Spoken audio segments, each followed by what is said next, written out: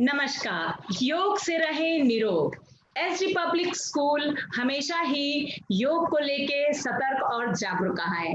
मैं रेखा सिंह आप सभी का स्कूल की तरफ से स्वागत करती हूँ। एस पब्लिक स्कूल ने हमेशा ही योग के साथ विभिन्न प्रयोग किए हैं। यही कारण है सामान्य योग को विद्यार्थियों में एक विशेष योग के साथ स्थापित किया है। Rhythmic, artistic, acrobatic. इस योग के माध्यम से वो ऊर्जा का ही जनसंचार नहीं करते हैं, बल्कि दूसरों को भी योग करने के लिए प्रेरित करते हैं। इसी की झलक दिखाने के लिए हमारे एक विद्यार्थी वैष्णवी कुमारी, जिसने बड़े स्नेह और ऊर्जा के साथ इस गाने को तैयार किया है। तो आइए रिदमिक, आर्टिस्टिक, एक्रोबैटिक योगा को हम सभी देखें।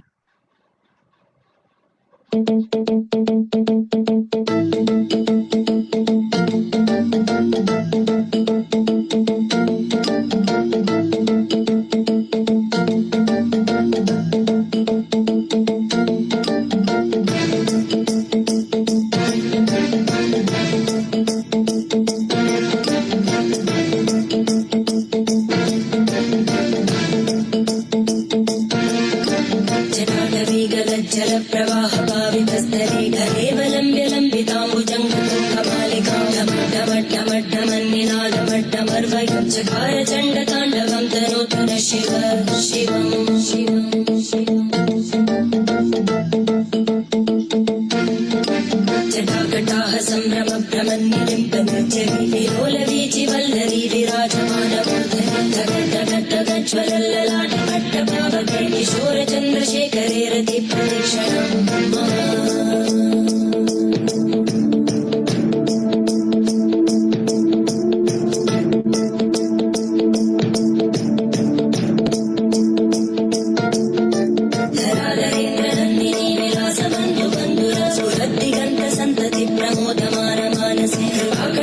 धोरणी निरुद्ध दुर्धरापरि क्वचित् दिगम्बरे मनो विनोदमे तु वस्तुनि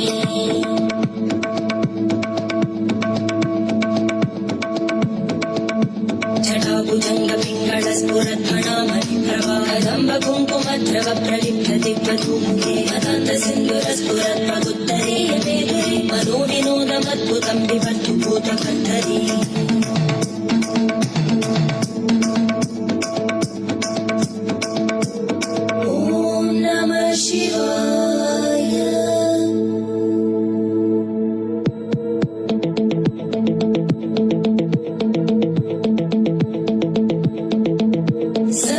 शिवं भजाम्यहं सदा शिवं भजाम्यहम् ॐ नमः शिवाय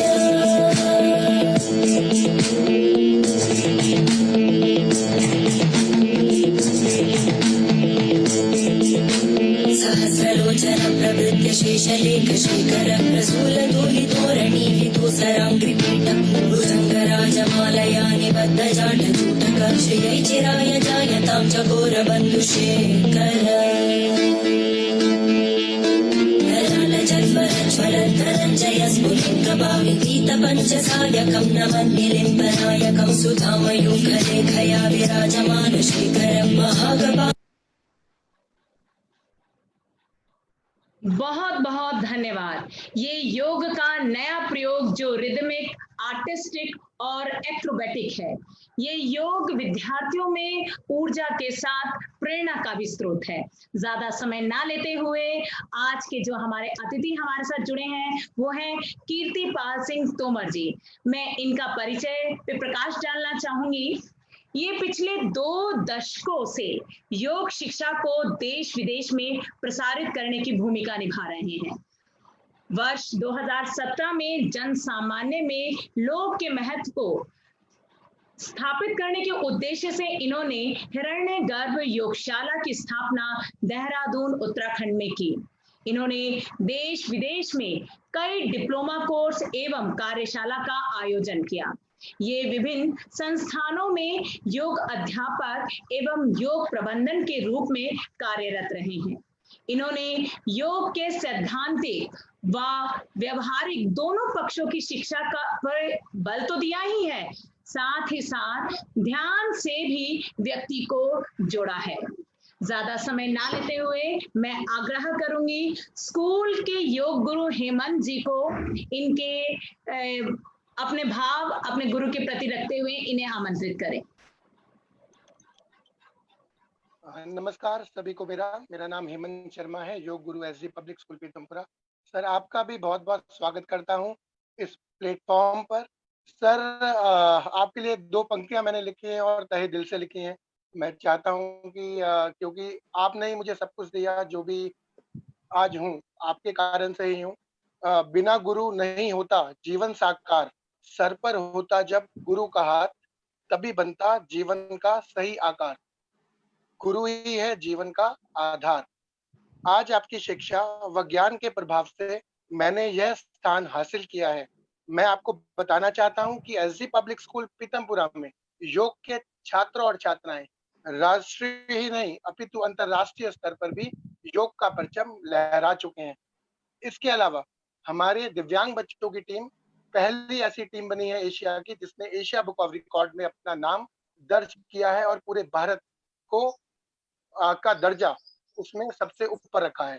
आपके ज्ञान का प्रकाश ही है जिसे मैंने इन विद्यार्थियों में सम्मानित किया है। सर, मैं चाहता हूं कि आप भी अब कुछ हमें बताएं योग के बारे में, अपना मार्गदर्शन दोबारा से करें। मैं दोबारा से आपको सुनने के लिए इच्छुक हूं और अपने विद्यार्थी जो मेरे साथ भी जुड़े हैं वो भी चाहते हैं कि आप सर कुछ ना कुछ नई चीजें योग के क्षेत्र में हमें जरूर गाइड करें।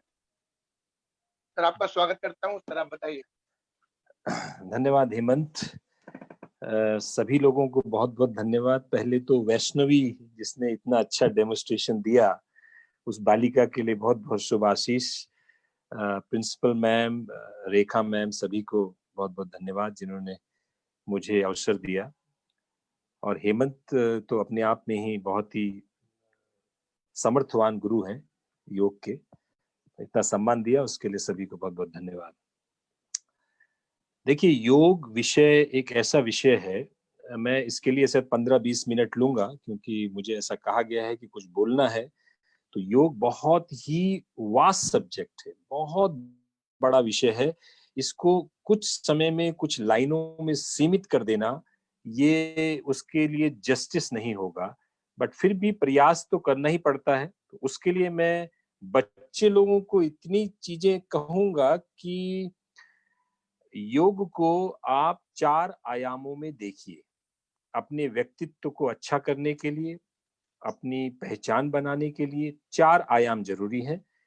पहला आयाम है शारीरिक आयाम, दूसरा है मानसिक आयाम, तीसरा है सामाजिक आयाम और चौथा है आध्यात्मिक आयाम। तो इस पे मैं थोड़ी चर्चा करूंगा चारों आयामों में, जिससे कि आपकी एक पर्सनैलिटी बने, एक व्यक्तित्व बने, आपकी कोई पहचान हो।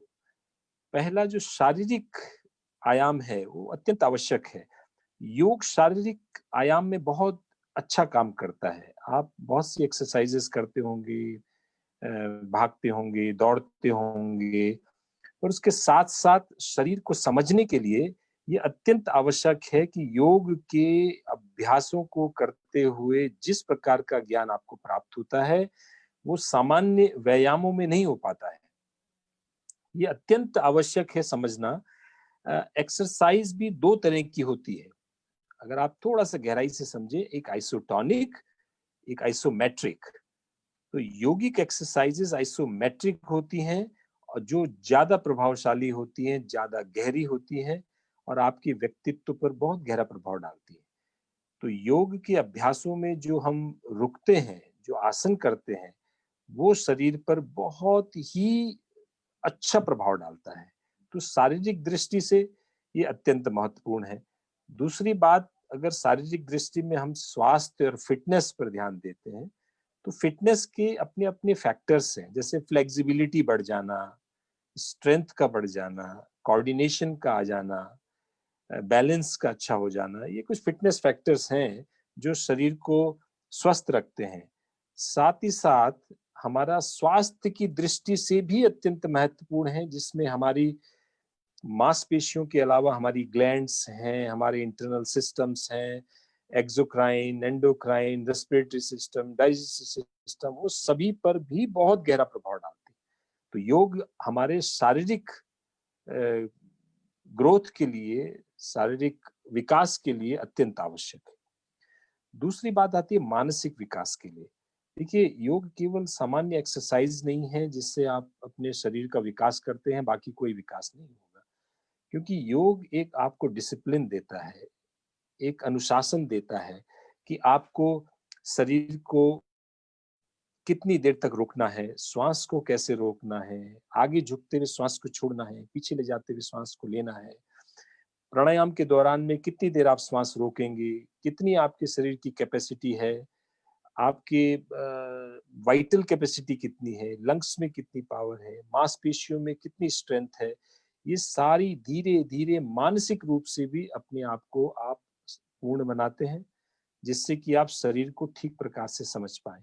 कई बार शारीरिक दृष्टि से हम पूर्ण रूप से स्वस्थ होते हैं, पर मानसिक दृष्टि से हम अपने आप को ठीक नहीं कर पाते।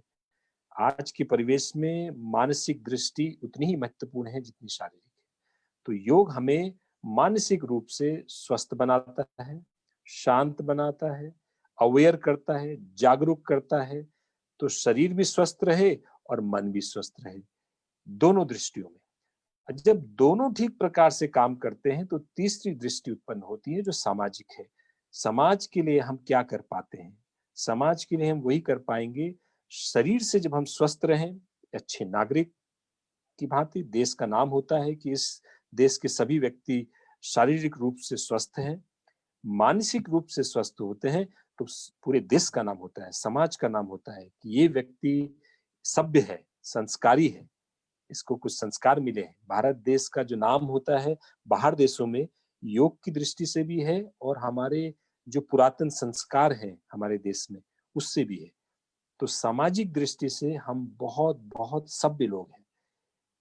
अब ये तीनों दृष्टियों को अगर मिलाते हैं, शारीरिक, मानसिक और सामाजिक, तो एक नई दृष्टि पैदा होती है आध्यात्मिक। ये अत्यंत महत्वपूर्ण है। जब आप जी रहे हैं, अच्छे स्वस्थ व्यक्ति की तरह जी रहे हैं, अच्छी मानसिक सोच के साथ जी रहे हैं, समाज के लिए भी काम कर रहे हैं, तो आपका एम क्या हो, आपका लक्ष्य क्या हो? तो लक्ष्य की प्राप्ति के लिए जीवन को हम उस ऊंचाइयों तक ले जाएं जहां हमारी कई बार बुद्धि भी काम नहीं करती है, जो हमारे वेदों में, पुराणों में या पूर्वजों द्वारा कहे गए हैं कि अंतिम लक्ष्य जीवन का मोक्ष प्राप्ति होना चाहिए, अंतिम लक्ष्य जीवन का आत्मज्ञान होना चाहिए। अगर आप इस चीज को समझते हैं तो आपको एक दिशा मिलती है।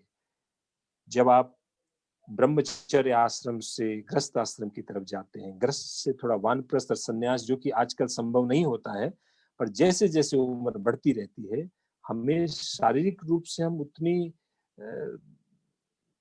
इतनी निपुणता नहीं रह पाती है, तो ऐसे में हमें आध्यात्मिक दृष्टि से भी आगे बढ़ना चाहिए, जो कि उस विक्षिप्तता को, जो शारीरिक रूप से हम नहीं कर पाते हैं, मानसिक रूप से इतने दृढ़ नहीं हो पाते हैं, तो आध्यात्मिक दृष्टि से वो हमारे व्यक्तित्व को संतुलित बनाए रखती है। तो अध्यात्म जीवन को एक दिशा देता है। आप शारीरिक तौर से अच्छे हैं, मानसिक तौर से अच्छे हैं, सामाजिक तौर से अच्छे हैं, पर आपका लक्ष्य नहीं है कि किस दिशा में जाएं, तो कहीं ना कहीं व्यक्तित्व में कमी आ जाती है। तो हर व्यक्ति का एक कर्तव्य है कि अंत में आत्मज्ञान की तरफ बढ़े। हम कौन हैं, हमारा लक्ष्य क्या होना चाहिए, हमारी जो हम चाहते हैं जीवन में करना, उसके पीछे क्या कारण है, क्यों करना चाहते हैं, क्यों बनना चाहते हैं, क्या दूसरों की वजह से या आपका अपना विचार है? तो जो व्यक्ति आध्यात्मिक स्तर को छूता है, वो जीवन के परम सत्य को, जीवन के आनंद को पाता है। तो सभी चारों स्तर अत्यंत महत्वपूर्ण है योग की दृष्टि से। इनमें अगर शारीरिक दृष्टि से देखा जाए तो आसन हमारे लिए फायदेमंद है। मानसिक दृष्टि से देखा जाए तो हम लोग प्राणायाम वगैरह करते हैं जिससे कि मन प्रसन्न रहता है, शांत रहता है। सामाजिक दृष्टि से देखा जाए तो योग अपने आप में ही एक डिसिप्लिन है, एक अनुशासन है। जैसे हेमंत सर सभी बच्चों को एक साथ करवाते हैं, एक साथ कोऑर्डिनेशन कराते हैं, उनका जो रिदमिक जिम्नास्टिक होती है, ब्लाइंड बच्चों को भी सिखाते हैं, तो वो सारा का सारा एक सामाजिक व्यक्तित्व पैदा करता है कि सब मिलकर के किस प्रकार हम एक साथ आगे बढ़ें। और आध्यात्मिक व्यक्तित्व आपको ध्यान के द्वारा मिलता है। जब आप ध्यान करते हैं योग में, तो ध्यान से आप अपने आप को पहचान पाते हैं, ध्यान से आप अपनी ऊर्जा को, जो आपका सही व्यक्तित्व है, उसकी सही पहचान कर पाते हैं। ये चारों आयामों को योग ठीक प्रकार से एक सही दिशा देता है। इसलिए योग आज की दृष्टि में अत्यंत महत्वपूर्ण है। हर व्यक्ति को करना चाहिए, छोटे बच्चों को, बड़ों को, बूढ़ों को। और यही एक ऐसा विषय है, जब बच्चा पैदा होता है और अंत में जब हम प्राण छोड़ते हैं, तब तक ये विषय, ये योग हमारे साथ जुड़ा होता है, श्वासों के साथ जुड़ा है। और योग का अगर सही मायने में अर्थ देखा जाए तो ये जोड़ना ही होता है। इसका शाब्दिक अर्थ भी है, पर यहाँ पर हम जोड़ना आत्मा का परमात्मा से जोड़ना नहीं होता है, हमको खुद से, अपने आप को जोड़ना होता है। तो जो व्यक्ति इस दिशा में काम करता है वही योगी है। तो आप सब लोग योगी हैं। बहुत विराट विषय है, जिसमें कर्म योग, ज्ञान योग, भक्ति योग, हठ योग, कई प्रकार के योग आते हैं। पर जो हम लोग जो आजकल शिक्षा देते हैं, जिसके कारण हेमंत सर भी इतने प्रचलित हो चुके हैं, अभी पूरे भारत में सब लोग जानते हैं उनको, वो इस वजह से कि ये शारीरिक योग पर बहुत ज्यादा ध्यान दे रहे हैं, जिसके लिए बच्चों का स्वास्थ्य ठीक रहे और धीरे धीरे उसी शारीरिक योग से मानसिक, सामाजिक और आध्यात्मिक स्तर को भी धीरे धीरे प्राप्त कर पाए। यही मेरी शुभकामना भी है बच्चों से, और प्रयास भी रहता है कि किस तरह से हम उस स्तरों को पार कर पाए, उस स्तरों को अचीव कर पाए। कहने के लिए बहुत सी बातें हैं, पर मैं चाहूंगा कि बच्चे अगर मेरे से पूछें और मैं जवाब दूं तो ज्यादा बेहतर होगा, बजाय मैं ही बोलता रहूं, क्योंकि बोलने के लिए बहुत कुछ है, विषय बहुत बड़ा है।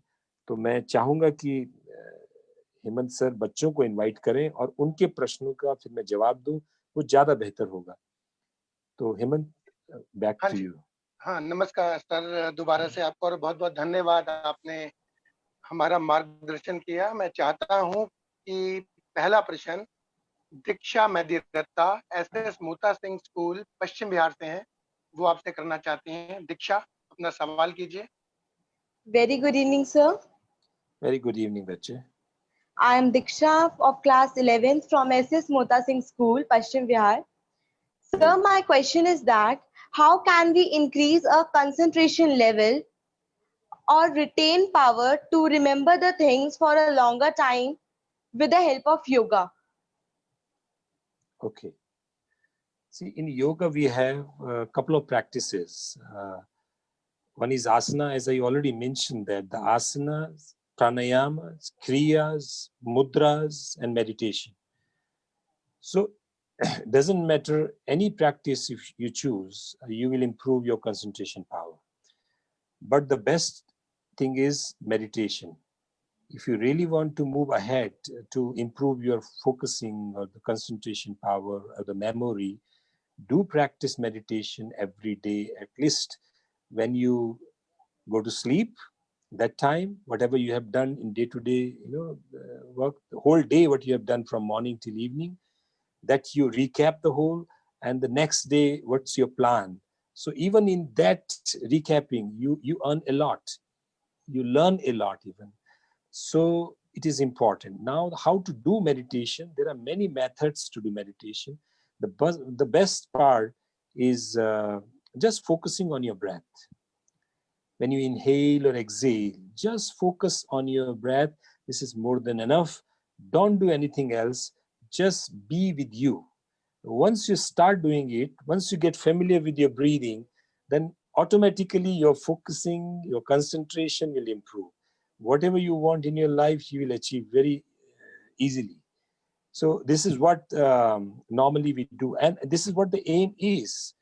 And the second is the aim basically for normal people, especially for the kids, because we cannot ask you to go for moksha. This is not your time to go for moksha. But yes, you have to focus and work hard. Focusing yoga is always helping you. Meditation is no doubt, it's always very healthy, very nice, you do it. But if you try mudras, if you try asanas, if you try pranayama, every practice leads you to control your mind. Every practice leads you to be focused and be disciplined. I hope you understand what I want to say. Yes, sir. Thank you so much, sir. Thank you very much. Sir इसी श्रृंखला में अगला सवाल हार्दिक Jalan SD public school के चौथी कक्षा के छात्र हैं। तो आप अच्छा, हार्दिक अपना सवाल करिए। नमस्कार सर, मेरा नाम हार्दिक जलान है, मैं चौथी कक्षा का छात्र हूँ। मेरा प्रश्न यह है कि जब भी हम ध्यान लगाते हैं तो हमारी आंखों के सामने रंग बिरंगी रोशनी क्यों आती है? क्या ये अच्छा परिणाम है या फिर कुछ और? अच्छा, बड़ा अच्छा प्रश्न पूछा है। हमारे विचारों की रोशनी है, हमारे जैसे विचार होते हैं उसी प्रकार रोशनी आती है। तो कुछ लोग तो जो कलर थेरेपी वाले हैं, मुझे पता नहीं कि आप इस बात को समझ पाए नहीं समझ पाए, तो रंग चिकित्सा होती है जिसमें काला रंग दिखता है तो वो बहुत अच्छा नहीं माना जाता। जब ब्लू रंग दिखता है तो अच्छा माना जाता है। Green is also good, white is excellent, even orange and yellow is also good, it's a sign of wisdom. तो रंग देखना कोई बुरा नहीं है, ये सामान्य प्रक्रिया है, पर धीरे धीरे धीरे धीरे अभ्यास के बाद एक ही रंग बच जाता है। बहुत सारे रंग नहीं होंगे, एक रंग पे आप आ जाते हैं। जब एक ही जैसी धारा बहती है तो अंत में एक रंग आ जाते हैं।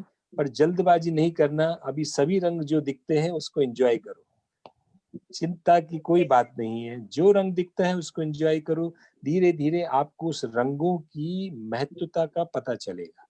धीरे धीरे आपको पता चलेगा, आज मुझे नीला रंग ज्यादा दिखा, पीला नहीं दिखा, आज मुझे पीला रंग ज्यादा दिखा, नीला नहीं दिखा।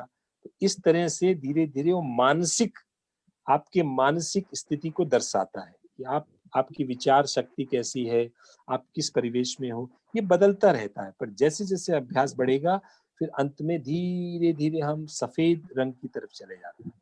जो सफेद रंग बहुत ऊंची अवस्था है, पर कभी कभी ऐसा होता है प्राकृतिक तौर से, आपके प्रयास से नहीं है, ईश्वरीय शक्तियां आपको कुछ विशेष रंग दिखाना चाहती है, कुछ बताना चाहती है। उसको समझने के लिए अभी थोड़ा अभ्यास ज्यादा करना पड़ेगा, अभी थोड़ा मैच्योरिटी आनी पड़ेगी, आपकी उम्र कम है। पर जो भी आप करते हैं, जो भी आप रंग देख रहे हैं, उसको देखते रहें, उसको एंजॉय करिए। धीरे धीरे स्वतः ही चीजें उत्पन्न होंगी, अपने आप ही चीजें आपके सामने घटित होती रहेंगी। पर जल्दबाजी नहीं करना, ध्यान में आराम से जितना हो सकता है उतना ही करना। ठीक है? Okay sir, thank you. Thank you very much, thank you. Thank you sir, thank you again sir. अब आपके साथ मिसेस रीमा कोहली जी हैं, प्रिंसिपल हैं एयरफोर्स स्कूल गाजियाबाद से, वो अपना सवाल रखेंगी। Ma'am please. नमस्कार सर। नमस्कार। ये हमारा सौभाग्य है कि हम आपके साथ जुड़ सके। मेरा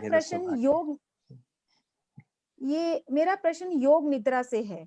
अच्छा। जो कि जब हम बड़े बच्चों को, जो कि क्लास 9, 10, 11, 12 के बच्चों को हमारे योगा के टीचर सिखाने की या बताने की कोशिश करते हैं, तो उनका अक्सर यही कहना होता है कि हम गहरी नींद में चले जाते हैं और उनको उतना लाभ नहीं हो पाता। तो क्या आप हमें थोड़ी इस बात पे रोशनी देंगे कि कैसे हम बच्चों को योग निद्रा के बारे में जानकारी दें, और क्या ये योग निद्रा करते हुए अगर बच्चे सो जाते हैं, इसके क्या कोई साइड इफेक्ट तो नहीं होते? अच्छा, बहुत अच्छा प्रश्न पूछा आपने। देखिए, योग निद्रा अपने आप में बहुत अच्छा अभ्यास है योग का, और अगर आप इसमें बच्चे सो भी जाते हैं, अगर आप सो भी जाते हैं तो उससे कोई साइड इफेक्ट नहीं है, ये आपको फायदा ही पहुंचाती है, कोई नुकसान नहीं है। आपने आजकल सुना होगा लोग पावर नैप की बात करते हैं, तो योग निद्रा अगर वो पावर नैप में भी कन्वर्ट हो जाती है तो नथिंग रॉन्ग, आपको कुछ मिल ही रहा है, you are achieving something out of it. तो बट इसका जो पर्पस था वो ये था, even in sleep you get aware, even in sleep your conscious mind is still conscious, even in trance। वो हमारा पर्पस था कि हम अनकॉन्शियस माइंड को भी कॉन्शियसली देख सकें। ये योग निद्रा का पर्पस था कि हम उस नींद के आगोश में ना आ पाए, हम जगे रहें हमेशा। वो हमारा योग निद्रा का पर्पस था। और ये मान के चलिए 1 घंटे की योग निद्रा 5 घंटे की नींद के बराबर होती है।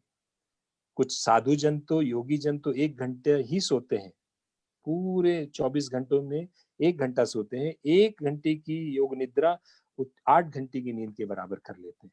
तो बच्चों को अगर ये अभ्यास करा दिया जाए तो कोई चिंता वाली बात नहीं है। ये बड़ा सहज है, स्वाभाविक सा है कि नींद आ ही जाती है, बड़ों को आ जाएगी, बच्चों को आ जाएगी। तो वो जो सोना होगा, वो सोना भी फायदेमंद ही होगा अगर योग निद्रा में सोता है बच्चा तो नथिंग रॉन्ग। पर धीरे धीरे अभ्यास कराते कराते कराते एक समय ऐसा आता है जब बच्चे का शरीर तो सो जाता है पर मन जगा रहता है। वो अवस्था लानी है कि how to reduce your muscle tone. Muscle tone जो होती है उसको जितना रिड्यूस कर सके, तो बॉडी की जो मसल टोन होती है वो ज्यादा बढ़ने से ही टायर्डनेस आती है। मसल टोन को जितना हम रिड्यूस कर पाए तो धीरे धीरे लाइटनेस, रिफ्रेशिंग फीलिंग, ये सब धीरे धीरे आपका चैतन्य और जग जाता है। तो कोई ऐसी बात नहीं है। बच्चे अगर अभ्यास करते हैं तो उनको करने दीजिए, सो जाते हैं सोने भी दीजिए। हाँ, लंबी योग निद्रा नहीं होनी चाहिए कि 1 घंटे से ज्यादा ही योग निद्रा में है। पर हाँ, उनको 15 मिनट, 20 मिनट, आधा घंटे की योग निद्रा मोर देन एनफ, उससे ज्यादा की आवश्यकता नहीं। और इसको क्या हर रोज किया जा सकता है? कितनी बार बच्चों को योग निद्रा करवानी चाहिए? देखिए, ये तो जितनी बार कर पाए, जब जब वो टायर्ड महसूस करें योग निद्रा करिए। हम लोग तो योग निद्रा जरूरी नहीं कि लेट के कर सकते हैं, योग निद्रा बैठ के भी की जा सकती है। जैसे मैंने आपसे कहा था कि पावर नैप, यानी कि निद्रा का मतलब है आप ऐसी अवस्था में पहुंच गए जहां पूर्ण रूप से आप विश्राम। नॉर्मल निद्रा में हम ड्रीमिंग करते हैं, जो सोचते हैं। योग निद्रा में ड्रीमिंग नहीं होती। अगर आपने ड्रीमिंग शुरू कर दी तो सामान्य निद्रा हो जाती है। तो योग निद्रा एक शब्द आता है सुषुप्ति योग में। सुषुप्ति का मतलब होता है द ड्रीमलेस स्टेट। वो ड्रीमलेस स्टेट हमको लेकर आनी है, और वो ड्रीमलेस स्टेट ही हमारे माइंड और बॉडी दोनों को कूल डाउन करती है और आपको रिफ्रेश करती है। ये बहुत बहुत धन्यवाद। बहुत बहुत धन्यवाद बहुत आपका। धन्यवाद। Thank you very much. Sir, thank you ma'am. अगला प्रश्न सर इसी श्रृंखला में कारुल त्यागी डीएवी स्कूल लुधियाना से पूछेंगी। कारुल, अपना सवाल करिए। नमस्कार सर, मेरा नाम नमस्कार। कारुल त्यागी है। हेलो मैं डीएवी पब्लिक स्कूल से हूँ, लुधियाना से। सर, Very मेरा good. प्रश्न यह है कि बच्चों को मेडिटेशन कैसे करना चाहिए? अच्छा, बहुत बढ़िया। कारुल, ऐसा है कि बड़े लोग तो पूछते ही हैं, पर बच्चों के लिए पूछ रहे हैं, ये मेरे को बहुत खुशी हुई। देखो, सबसे अच्छी बात है कि आप किसी भी एक वस्तु पर मेडिटेट करें जो आप कौन सी क्लास में पढ़ रहे हैं? 7वीं सर, 7वीं कक्षा। 7th में। आप कोई फॉर्मूला होता है ना, जो फॉर्मूलाज होते हैं, आप केमिस्ट्री पढ़ते होंगे, फिजिक्स पढ़ते होंगे, मैथ्स पढ़ते होंगे। हाँ जी, हाँ जी। आप वो फॉर्मूलाज लिख लीजिए एक पेपर पे। Okay sir. उसको पेपर को देखिए और उसके बाद फिर साइड में रख लीजिए, आंखें बंद करिए और वही चीज वापस आंखें बंद करके सोचिए कि आपने क्या देखा था आंखें खोल करके, है ना? तो ये आपका मेडिटेशन है। अभी आपको दूसरा मेडिटेशन नहीं करना जो बड़े लोग करते हैं, उसकी आवश्यकता नहीं है। आपको आवश्यकता है, आपको मेडिटेट करना है कि केमिस्ट्री की इक्वेशंस क्या हैं, मैथ्स के फॉर्मूलाज क्या हैं, इस पे ध्यान देना है। फिर भी अगर आपको लगता है कि नहीं, बहुत टायरिंग है, नॉट इंटरेस्टिंग एनी मोर, ठीक नहीं है, so then you do whatever you want, but just be with one thought. अपनी मम्मी के बारे में सोचो तो मम्मी के ही बारे में सोचो, पापा के बारे में सोचो तो पापा के ही बारे में सोचो कि आंख बंद करके मैंने पापा को देखना है। आंख बंद करके तो आपके पापा की फोटो सामने आ जाए, आपके भाई की आ जाए, टीचर की आ जाए, तो उससे धीरे धीरे आपका कंसंट्रेशन लेवल बढ़ेगा, आपकी मेडिटेशन पावर बढ़ेगी। ठीक है? अभी मैं ये नहीं कहूंगा कि आप समाधि की तरफ बढ़िए, अभी बहुत छोटे हैं आप। आपको उस एक्सट्रीम में नहीं जाना है कि वो यूनिवर्सल पावर को अनुभव करें। अभी आप केवल सामान्य छोटी छोटी चीजें, जैसे भगवान की या किसी की मूर्ति देखते हैं, उस पर पहले देख लीजिए और उसको आंखें बंद कर उस पर ध्यान केंद्रित करिए। सोचना कुछ नहीं है, सिर्फ देखना भर है। इसको दृष्टा भाव कहते हैं। दृष्टा यानी कि देखना, सोचना नहीं। अभी पापा की भी फोटो देख रहे हैं तो सोचना नहीं है, सिर्फ देखना है, सिर्फ, है ना। जो इक्वेशंस आपने पढ़ी है सिर्फ उसको देखना है कि आपको दिख रही है, बस पढ़ने की जरूरत नहीं। ऐसे धीरे धीरे अभ्यास करते करते आपकी दिनचर्या में जो दिन भर में आप काम करते हैं उसमें आपकी बहुत बढ़ोतरी हो जाएगी, आपका नॉलेज बढ़ जाएगा। आपकी जो ये अपनी जो होती है ना इंस्टेंट करने की जो क्षमता होती है, स्पॉन्टेनियस जो स्किल होती है, अचानक से कुछ करना है, वो आपकी बहुत बढ़ जाएगी। तो आप घबराएंगे नहीं किसी चीज में, ये इसका फायदा होता है। ठीक है, हाँ जी, धन्यवाद सर, धन्यवाद। Thank you very much. Thank you sir, thank you Karul sir. इसी श्रृंखला में सबसे छोटे बच्चे का सवाल। अरे वाह, क्या बात। हमारे साथ जुड़ी है, क्लास सेकंड में पढ़ते हैं। अपना सवाल करिए।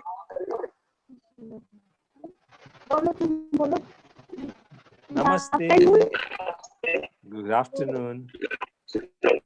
Good afternoon, sir. My name is Jisana from in class 8. Sir, मेरा एक क्वेश्चन है। लास्ट 1 ईयर से मेरा हाइपोथायराइड है। कौन सा आसन करने से मेरा हाइपोथायराइड ठीक हो जाएगा? अच्छा, वेरी गुड क्वेश्चन। मेरी आवाज ठीक से आ पा रही है आपको?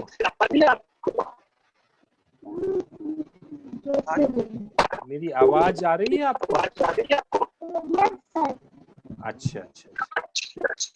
देखिए, आपकी उम्र छोटी है, पर फिर भी अगर कोई योग शिक्षक आपके आसपास कहीं हो, घर के आसपास हो, तो इसको ठीक किया जा सकता है। इसके लिए लंबी गहरी सांस लेनी होती है।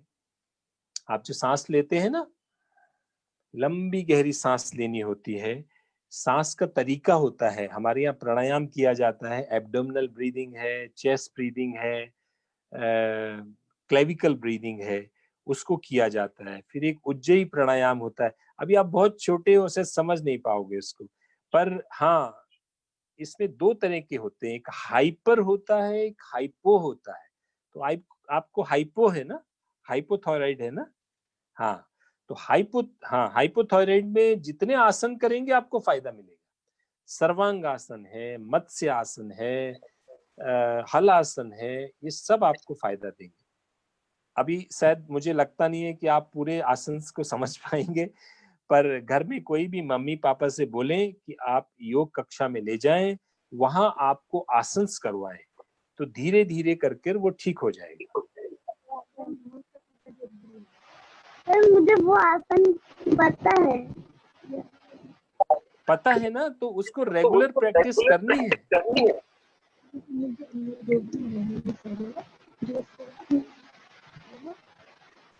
तो उसको रेगुलर प्रैक्टिस करनी है, डीप ब्रीदिंग करनी है। ये आप करते करते वो चले जाएगा हाइपोथायराइड। Thank you sir. हाँ, चिंता मत करो, पर मेरी बात मानो। एक किसी योगा टीचर को बोलो कि आपको रेगुलर बेसिस पे आधा पौन घंटा आसन कराए, उससे आपको बहुत फायदा होगा।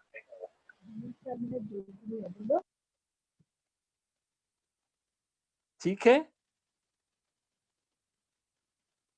हाँ जी sir, thank you Distana, thank you.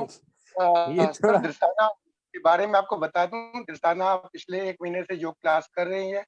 और एक प्रतियोगिता हुई थी हिरण्य गर्भ योगशाला की तरफ से, और दिस्ताना ने उसमें पहला स्थान हासिल किया सर।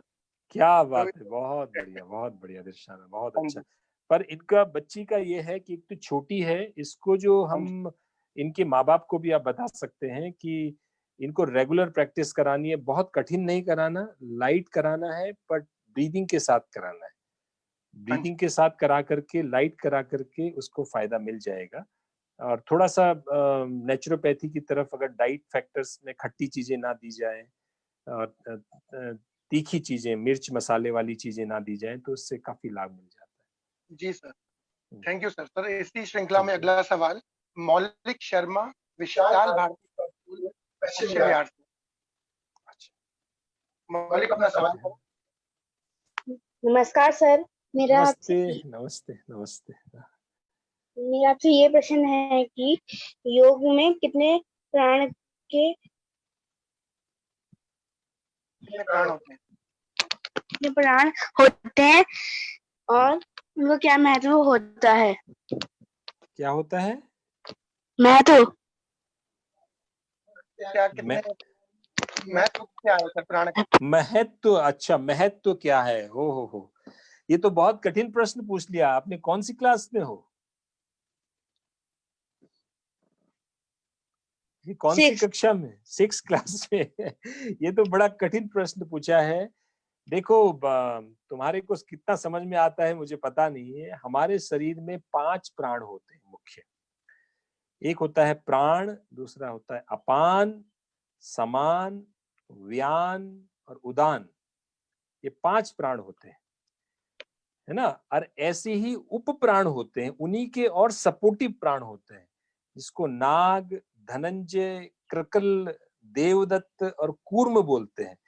तो अभी तुम्हारे लिए तो बहुत ज्यादा हो जाएगा, इतने सारे प्राण, और सभी के अपने अपने वो होते हैं। पर मैं मुख्य प्राणों के बारे में बता देता हूं तो आपके लिए इजी होगा। पहला है प्राण, जो नाक से लेकर हृदय भाग तक होता है, उसको बोलते हैं प्राण। अपान होता है जो नाभि से नीचे के भाग के लिए रहता है ना। समान होता है जो हृदय और नाभि के बीच का भाग होता है। व्यान होता है जो पूरे शरीर में व्याप्त होता है।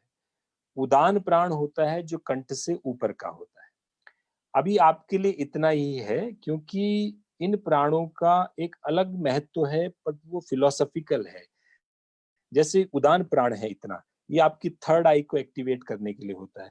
पर इस समय आपकी उम्र छोटी है, मैं ज्यादा नहीं बताऊंगा इसके बारे में, और मैं कहूंगा भी नहीं कि आप अभ्यास करो, क्योंकि इसके लिए एक गुरु आपके बगल में चाहिए जो आपको सुपरवाइज करे, देखे। तो उदान प्राण थोड़ा मेच्योर्ड होने के बाद इसको एक्टिवेट किया जाता है, जिससे कि पूरी प्राण शक्ति को खींच करके हम भ्रकुटी में ले आते हैं, थर्ड आई पे ले आते हैं। थर्ड आई को एक्टिवेट करने के लिए है प्राण। ऐसे ही उदान प्राण होता है। उदान प्राण का क्या है? ये उदान हो गया। अपान होता है, अपान में जो मल त्याग करते हैं हम, मूत्र त्याग होता है, वो अपान की वजह से होता है। पर उसके लिए कैसे कैसे अभ्यास है, क्या क्या करना पड़ता है, वो आपके लिए थोड़ा सा जटिल क्रिया है। पर आपको सिर्फ इतना समझना है कि समान जो है वो पेट को डाइजेस्ट करता है, अपान जो है वो बाहर निकाल देता है, प्राण जो है शरीर में प्रवेश करवा देता है, व्यान जो है पूरे शरीर में डिस्ट्रीब्यूशन, जो आप जो खाना खाते हैं वो सारे शरीर में हर एक सेल्स में जाता है ना, through blood circulation. Every cell get, उसमें जो आपका एटीपी ओटीपी ये चलता है ना, आपका एडिनोसिन ट्राइफॉस्फेट, ये सब पढ़ा होगा आपने बायो में।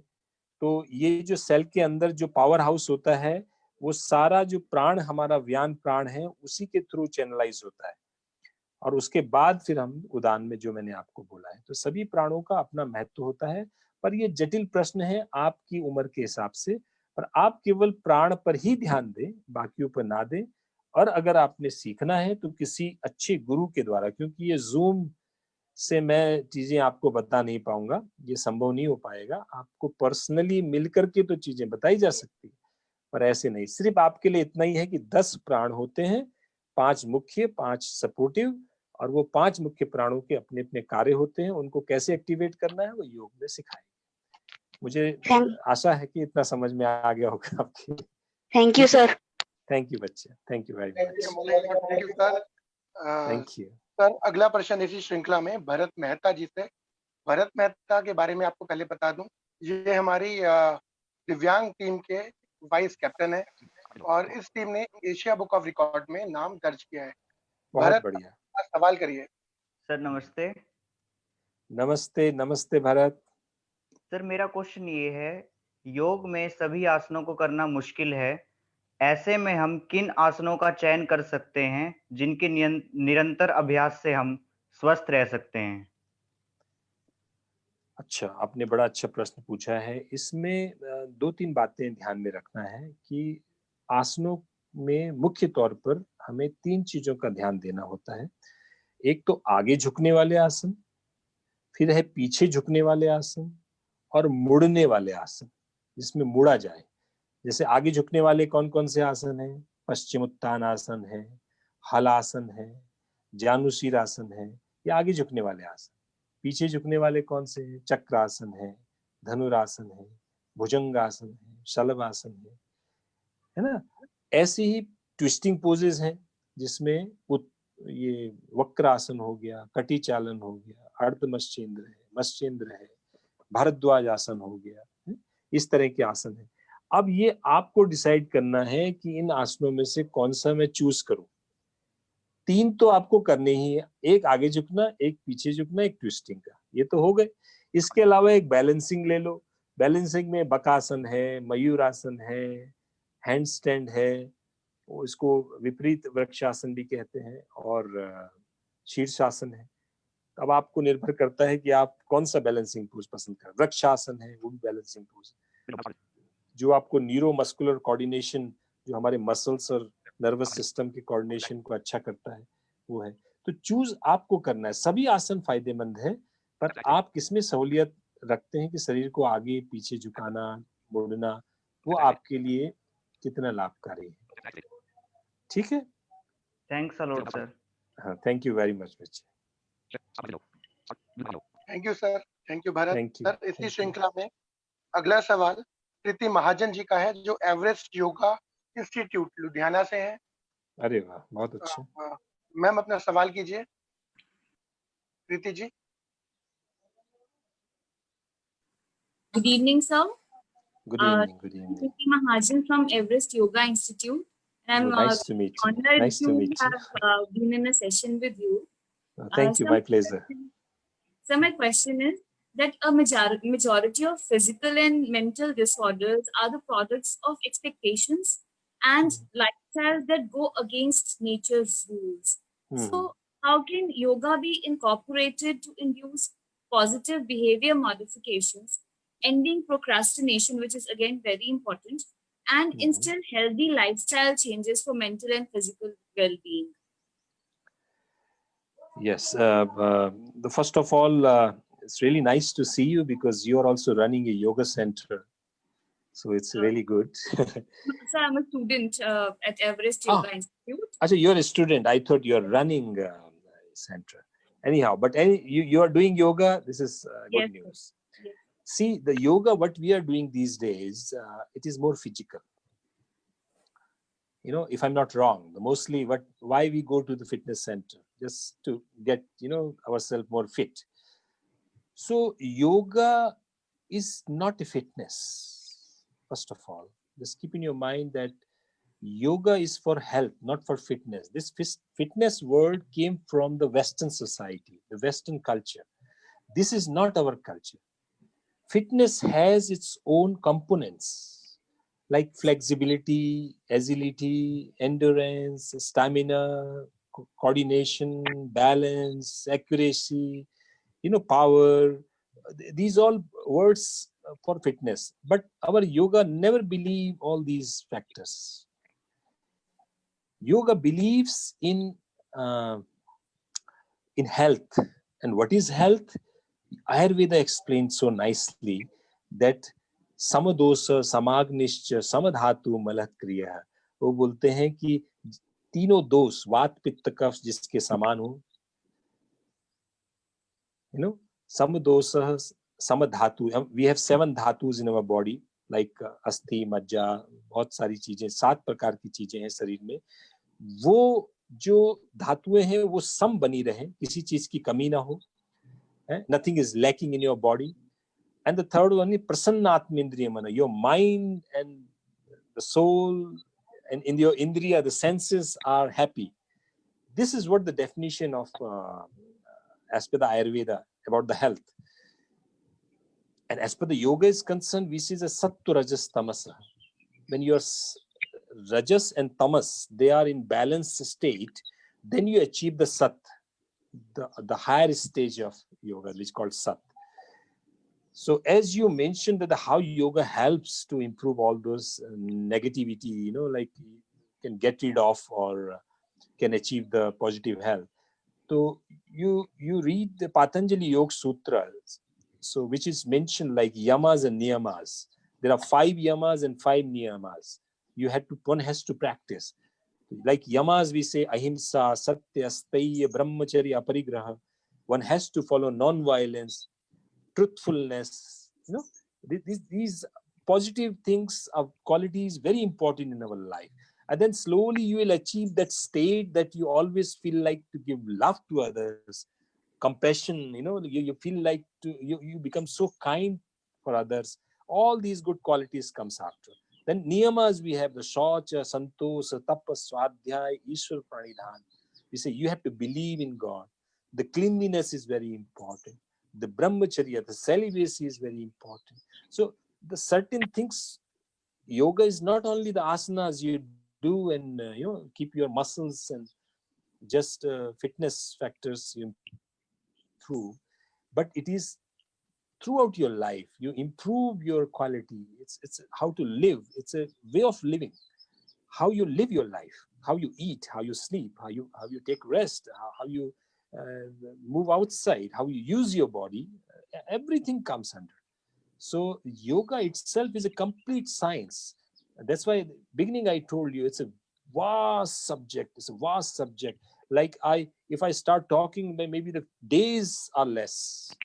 Like marmas. How many yoga teachers know about the marmas? You know, how many teachers knows about the marmas? So I've Now, heard about marma therapy. That's it. Yeah, marma is excellent. This is our own therapy by Ayurveda. There are a couple of different types of marmas. We know acupressure, acupuncture. We have no idea about the marmas, you know. And asanas are nothing but these marmas point we press. Like we have many marmas point, like Tal Hirday marma here at this point, just middle your palm, Tal Hirday marma. कोई व्यक्ति बेहोश हो जाता है, unconscious हो जाता है, तो we always give little massage to this part. This particular part is called Tal Hirday marma. We have Chipra marma, Kurch marma, Kurchir marma, Manibandh marma. There are 107 marma points in our body. So when you do like Vajrasana, when you sit in Vajrasana, Katik Tarud marma, we have at the back. So you press the Katik Tarud marma. So there are so many things which we don't know actually. We just simply do exercise just to strengthen our quadriceps and hamstring. We strengthen our biceps and triceps, that's all. This is nothing, not even 1% of benefits of yoga. So it's always remember that if you really want to know more about, you go a little more deeper and deeper and deeper and study more. And then you understand, oh, these are the sattva, the rajasa, tamasa, this is vata, pitta, kapha, this is what the human nature is. And then you go a little deeper and deeper to mind level, and then the spiritual level, your atma level. So it's a deep science. So when you go deeper and deeper, you understand. So all these the factors what you mentioned, yoga is very much possible to get rid of all negativity from your mind as well as toxins in your body. You can easily and you can live a healthy life. Okay. Thank you very much, sir. It was very, very useful. Thank you. My pleasure. Thank you very much. Thank you sir. Sir इसकी श्रृंखला में अगला सवाल रिया कौशिक का है, SD public school की छात्रा है. रिया अपना सवाल करिए. नमस्कार सर. नमस्कार मैम. नमस्ते. मेरा नाम रिया कौशिक है और मेरा आपसे यह सवाल है कि यदि योग को एक बच्चा अपने बचपन से अपनाए तो उसके विकास में योग कैसे सहायक है? बच्चे के विकास में मैंने आपसे शुरुआत में ही कहा था, आपने सुना हो तो शारीरिक, मानसिक, सामाजिक और आध्यात्मिक, ये 4 स्तर होते हैं, है ना. इन 4 स्तरों पे काम करते हैं. तो जब बचपन से ही आप योग करेंगे तो आपका स्वास्थ्य अच्छा रहेगा, है ना. योग करेंगे तो आपका मन शांत रहेगा. आप लड़ने झगड़ने के लिए नहीं जाएंगे, किसी से लड़ेंगे नहीं. आपकी भाषा मधुर होगी, आप किसी से गाली गलौज नहीं करेंगे, अच्छी बात करेंगे. मानसिक रूप से आप अच्छे रहेंगे. सामाजिक रूप से आपके दोस्त लोग होंगे, आपके परिवार के साथ, माँ बाप के साथ अच्छे संबंध बनेंगे, आपके अच्छे दोस्त बनेंगे. आध्यात्मिक दृष्टि से भी कि आप किस प्रकार से खाना खाते हैं, कैसे सोते हैं, कैसे उठते हैं, कैसे खेलते हैं, उसके प्रति जागरूकता बढ़ेगी. ये योग से ही संभव है. So when you meditate your own self, जब आप अपने आप को समझते हैं कि मेडिटेशन कैसे करना है, किस प्रकार से मैं अपने आप को इम्प्रूव कर पाऊंगी, यही ध्यान होता है। तो योग ही हमें सिखाता है सब कुछ, ठीक है। तो इसलिए योग का बचपन से अभ्यास करते करते सारी चीजें आएंगी। आपको अभ्यास करना पड़ेगा, और अभ्यास में क्या क्या चीजें होती है ये बड़ा अगेन यहाँ तो संभव नहीं हो पाएगा सारी चीजें बताना, पर आसन करिए, प्राणायाम करिए, मुद्राएं करिए, क्रियाएं करिए, ध्यान करिए, यही योग है, ठीक है। Thank you. Thank you sir. इसी श्रृंखला में अगला सवाल है अनीता जी का, जो बाल भारती स्कूल में रोहिणी में टीचर है। मैम प्लीज अपना सवाल करिए। हाँ जी, नमस्कार सर। नमस्कार। सर मेरा प्रश्न ये है कि इन दिनों बच्चों का जो मेंटल बैलेंस है, लाइक वो इन दिनों बहुत ज्यादा गुस्सा उनके अंदर भर गया है, बहुत डिप्रेशन अभी से हम सुन रहे हैं कि बच्चों में बहुत ज्यादा बढ़ता चला जा रहा है। तो उसको कैसे हम फिजिकल और मेंटल जो बैलेंस है उसको कैसे बनाया जा सकता है, हम कैसे उसको इम्प्रूव करें so that they could become more confident. So मेरा देखिए क्वेश्चन। पहली, हाँ नहीं, बहुत अच्छा प्रश्न है। पहली चीज तो आप ध्यान दें कि शरीर और मन अलग अलग नहीं है। ये साइकोसोमेटिक आपने शब्द सुना होगा। whatever you get physically, it is because of your mind. Whatever in your mind you get just because of your physical. So somehow both are interrelated, and it's one. You cannot take the physical out from the mind, and you cannot take the mind out from the physical. So it is very important to ask कि to make discipline, एक direction में जाइए, थोड़ा आसन करिए। करते हुए लगेगा कि इससे होगा क्या, ये तो कुछ नहीं है, आसन ही है सिंपल, पर धीरे धीरे वो डिसिप्लिन में कन्वर्ट होता है। आप बैठते हो, शरीर के बारे में जानते हो कि मेरी थोड़ा फ्लेक्सिबिलिटी, थोड़ा मेरी डेल्टॉइड काम नहीं कर रही है ठीक से, मेरी थोड़ा ये लेटिस थोड़ा स्टिफ हो रही है, मेरी क्वाड्रिसेप्स हैमस्ट्रिंग थोड़ा स्टिफ है। तो कम से कम बॉडी के बारे में आप समझते हैं, जानते हैं। धीरे धीरे इसी आउटर बॉडी को हम अंदर फिजियोलॉजी में ले जाते हैं कि मेरा एंडोक्राइन सिस्टम ठीक से काम कर रहा है, नहीं कर रहा है, मेरा पैंक्रियाज है, एड्रिनल है, गोनेट्स है, थायराइड है, पिट्यूटरी है, दीज ग्लैंड्स, वो धीरे धीरे उसकी केमिस्ट्री को समझते हैं। जब ये दोनों ठीक प्रकार से होने लग जाते हैं तो हम प्राण के लेवल पे आते हैं कि प्राण शक्ति क्या होती है। जब आप सांस लेते हैं तो कितनी स्लो है, 1 मिनट में कितनी सांस लेते हैं, पावर कितनी है, सांस को कितनी देर रोक पाते हैं। तो धीरे धीरे वो व्यक्ति अपनी आंतरिक शक्ति को पहचानता है।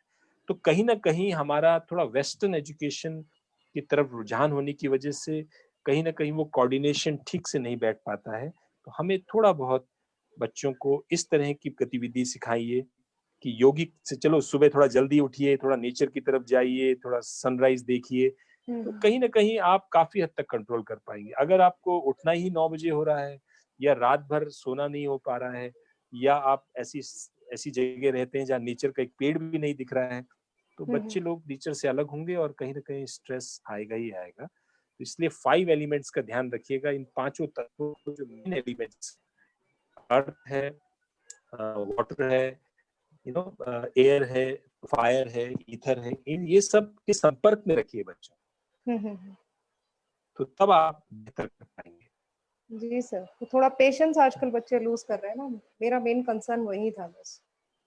भाई आप ऐसे ही प्रयास करते रहेंगे तो वो ज्यादा बेहतर हो पाएगा, इसके अलावा कोई दूसरा रास्ता नहीं है। हाँ जी, हाँ, ठीक है। Thank you sir, thank you so much. Thank you very much, thank you very much. Next चाहिए। Thank you sir.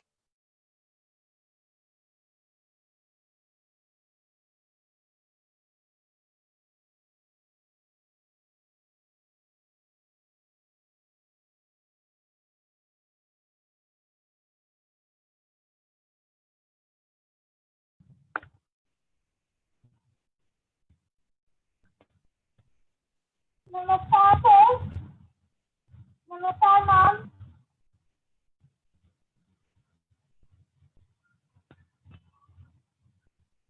सर आप मुझे सुन पा रहे हैं?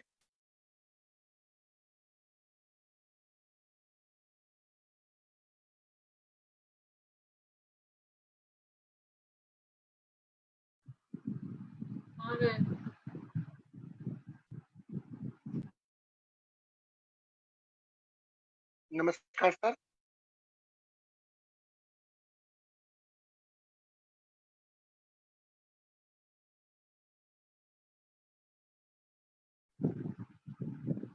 हेमंत, लग रहा है सर का कनेक्शन ड्रॉप हो गया। I think he will be joining in 1 or 2 minutes. हाँ जी,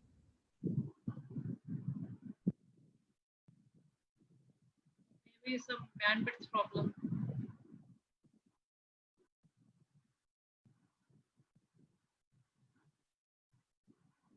Try to contact him.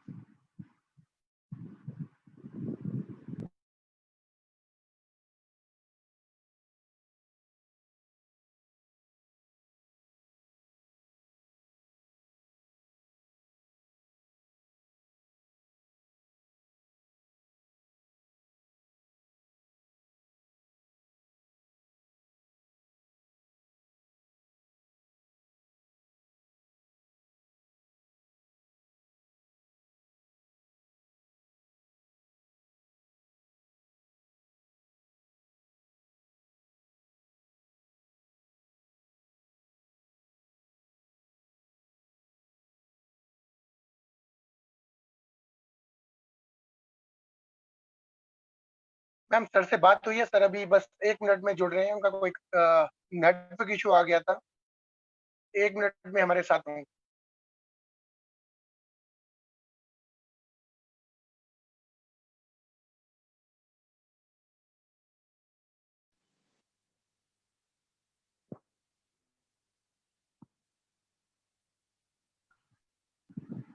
Hemant sir चुके हैं। हेलो, हाँ जी। हाँ जी, हेलो। हाँ जी सर, नमस्कार। हाँ, वो थोड़ा सा कुछ नेट में कंफ्यूजन आ गया था, कुछ जी। प्रॉब्लम आ हाँ गई। Yes yes. Sir thank you very much. Sir अगला सवाल इसी श्रृंखला में विभूति कौशिक पूछेंगी, एसजी पब्लिक स्कूल की छात्रा है। विभूति, अपना सवाल करिए।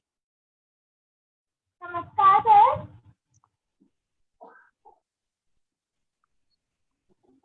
सर मेरा आपसे प्रश्न है कि बहुत हाँ।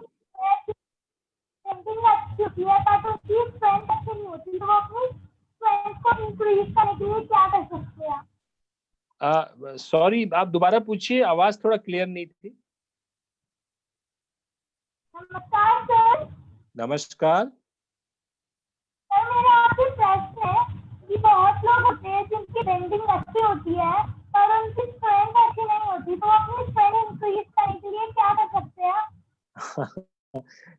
एक्सट्रीमली सॉरी, मैं आपकी बात समझ नहीं पा रहा हूँ। आप सर बच्चे का प्रश्न ये है हाँ कि हाँ। कई की फ्लेक्सिबिलिटी तो बहुत अच्छी होती है, अच्छा अच्छा लेकिन अच्छा स्ट्रेंथ अच्छा। अच्छी नहीं होती, तो क्या नहीं उसके लिए होती? बच्चे क्या करें?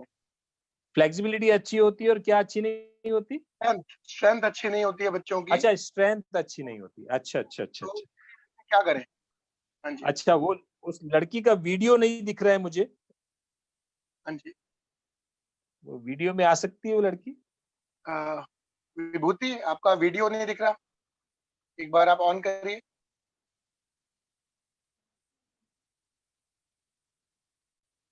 शायद कोई नेटवर्क प्रॉब्लम है सर, आप बताइए इसका जवाब भी। अच्छा, देखो ऐसा है कि फ्लेक्सिबिलिटी बढ़ने से स्ट्रेंथ कम होती है, ये तो स्वाभाविक है। जिन लोगों की स्ट्रेंथ ज्यादा होती है उनकी फ्लेक्सिबिलिटी कम हो जाती है, और जिनकी फ्लेक्सिबिलिटी ज्यादा होती है उनकी स्ट्रेंथ कम हो जाती है। ये स्वाभाविक है, पर हमें धीरे धीरे अभ्यास करते हुए इसको मैनेज करना है और बैलेंस में लेकर आना है।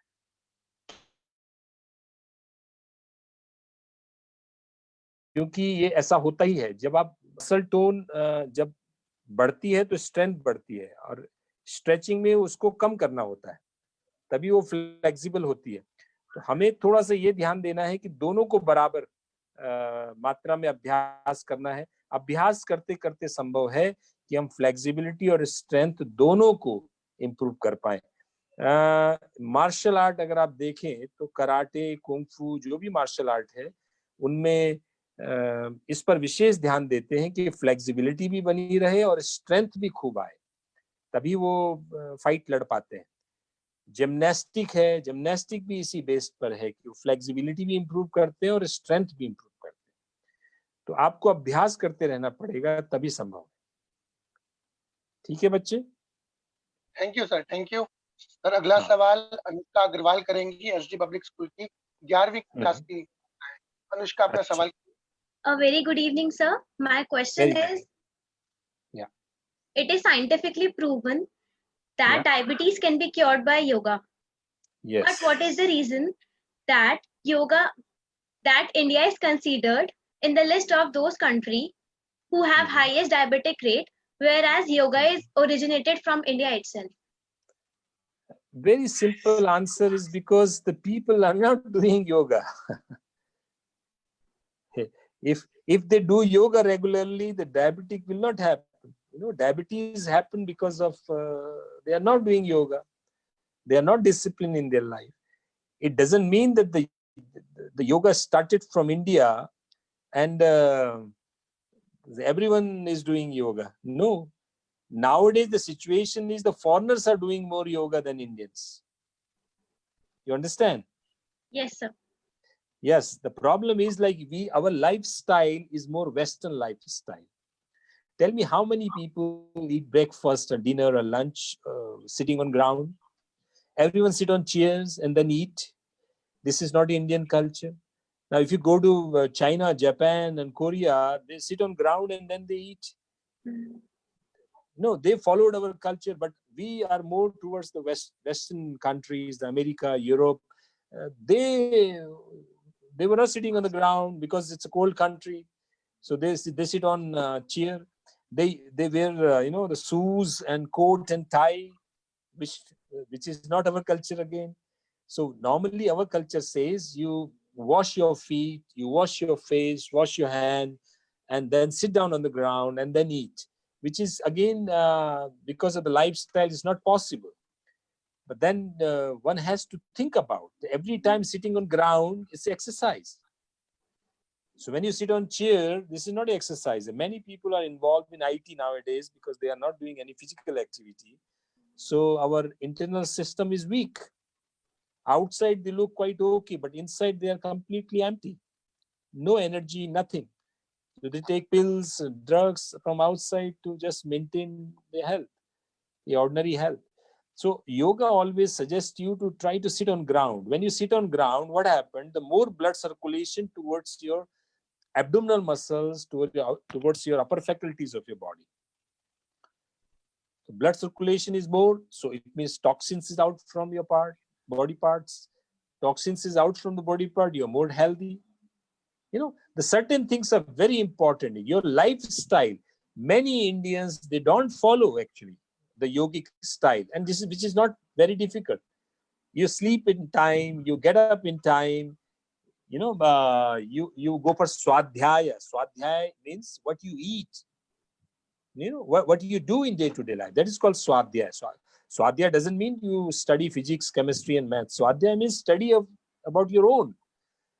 What all the drawbacks you have in your life, what all bad habits you have in your life. Nowadays, we are drinking a lot of cold drinks, pizza, the junk food we are eating. Naturally, we'll get it. And we do less exercise. If you do exercises regularly, if you eat healthy diet, so India will be the topmost in health. But we have to follow. So yoga is very helpful to get rid of all these problems. I think every problem, even cancer, can be cured by yoga, but one has to be sincere and dedicated in his own practice. Then only is possible. Thank you so much, sir. You got that. Yeah, thank you. Thank you very much. Thank you sir. Thank you. Sir, अगला सवाल है sir राशि जैन जी का, Everest yoga institute Ludhiana से। अच्छा, राशि जी अपना सवाल करिए। नमस्कार, मैं देख नहीं पा रहा हूँ। नमस्कार, मैं लोगों का वीडियो नहीं देख पा रहा हूँ। कुछ वो है, टेक्निकल इश्यू है हेमंत? जी सर, वीडियो नहीं देख पा रहा हूँ मैं लोगों का। हाँ जी सर, कुछ टेक्निकल इश्यू होगा। अच्छा, ठीक है, मेरे को आवाज सुनाई दे रही है। मैम बोलिए, सवाल करिए। मैं नमस्ते, आप पूछिए।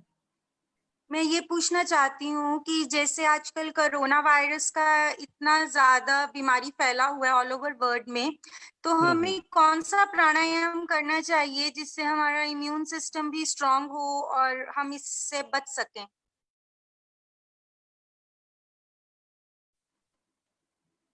अच्छा, ठीक हो, मेरी आवाज आप तक पहुंच रही है?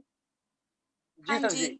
अच्छा, देखिए पहली बात तो जहां तक इम्यूनिटी की बात है, इम्यूनिटी के लिए एक सिस्टम नहीं होता है, whole body should be healthy, तभी हमारा इम्यूनिटी सिस्टम। आप एक सिस्टम नहीं बोलेंगे, हार्ट अच्छा हो गया तो इम्यूनिटी अच्छी हो जाएगी, लंग्स अच्छा हो गया तो इम्यूनिटी अच्छी हो जाएगी। हमें पूरा सिस्टम को ठीक करना होगा। तो उसके लिए 2-3 बातें बहुत महत्वपूर्ण है। पहली बात तो आपको रूटीन में कोई चीज लानी होगी और अपने ऑर्गन्स को ठीक करना पड़ेगा। अब ऑर्गन्स ठीक करने के लिए क्या है, जब आप प्राणिक ये जो प्राणायाम करते हैं, जो आपने मुझसे पूछा है which pranayama is the best, when you go pranayama you go for deep breathing. अब ब्रीदिंग में क्या होता है कि आपका जो डायफ्राम है, अगर आप थोड़ा फिजियोलॉजी एनाटॉमी जानते हैं बॉडी की, तो diaphragm goes down when you inhale. So when the diaphragm goes down, it gives a gentle massage to your intestine, your liver, your kidneys. So these systems are most important system in your body. So when diaphragm press gives a gentle massage, when you exhale, it comes back. Again, you inhale, it goes down. Again, comes back. So slowly, it gives a gentle massage, improve the blood circulation, and toxin goes out, and your peristalsis movements in your intestine, your hormones from your kidneys, your adrenal glands, pancreas, everywhere. Everyone is working nicely, healthy way, each and every glands, and you become healthy. Your immune system improves. Immunity is not that something you start eating and that immunity will improve. Immunity is overall your vyaktitva. Overall, you have to practice not only the pranayama, but you have to go for asanas also. But as far as the pranayama is concerned, normally we suggest Nadi Shodhan pranayama, but I personally believe every pranayama is helpful if you do it properly. Either you go for Ujjayi pranayama, you go for Bhastrika, Kapalbhati, you go for Nadi Shodhan, Surya Bhedi. Every pranayama is helpful. Okay, thank you sir. Thank you very much. Thank you sir. इसी श्रृंखला में अगला सवाल वृद्धि SD public school की छात्रा है, उनसे लेते हैं। वृद्धि, अपना सवाल करिए। नमस्कार सर, मेरा नाम वृद्धि स्वयं है। बहुत अच्छा वृद्धि। सर, मेरा आपसे ये सवाल है कि मैं ये जानना चाहती हूँ हस्त मुद्राएं क्या होती हैं और उनका महत्व हमारे जीवन में क्या है? हाँ, बड़ा अच्छा प्रश्न पूछा है। ये भी थोड़ा एडवांस प्रश्न है, पर बहुत अच्छा प्रश्न है। आप मुझे देख पा रहे हैं क्या? हाँ जी सर, आपको अच्छा, मुझे देख पा रहे हैं। बहुत बढ़िया। तो मैं हाथ से मुद्राएं बनाऊंगा तो आप देख पाएंगे। हाँ जी सर। बहुत बढ़िया। देखिए, हस्त मुद्राओं में ये 5 उंगलियां मुख्य होती हैं। इससे पहले मैं बता दूं कि यौगिक मुद्राएं अलग होती हैं और ये हस्त मुद्राएं अलग होती हैं। यौगिक मुद्राओं में खेचरी, चाचरी, भूचरी, अगोचरी, ऐसी बहुत सारी मुद्राएं होती हैं जो कि नॉर्मली लोग नहीं करते। तो हमारे लिए, सामान्य लोगों के लिए हमने हस्त मुद्राएं बना दी हैं। तो हस्त मुद्राओं का एक अपना महत्व होता है। तो ये 5 उंगलियां जो है, इसमें अंगूठा is representative of A fire element. ये 5 एलिमेंट्स हैं। Index finger for the air, big finger for ether, ring finger for prithvi, earth, and little finger for water, जल। तो इन 5 उंगलियों को आपस में जोड़ते हुए हम विभिन्न प्रकार की मुद्राएं बनाते हैं। जैसे ये मुद्रा है, इंडेक्स फिंगर को थंब से जोड़ देते हैं, ये ज्ञान मुद्रा है। इससे कंसंट्रेशन पावर बढ़ती है। तो जिन लोगों को थोड़ा कंसंट्रेशन में प्रॉब्लम आती है, जो फोकस नहीं हो पाते हैं, उन लोगों के लिए अच्छी मुद्रा है। ये महात्मा बुद्ध की आपने कई बार तस्वीर देखी होगी, इसमें बैठते हो ऐसी मुद्रा में। या कई प्रकार की योगियों की तस्वीरों में इस तरह की मुद्रा दिखती है।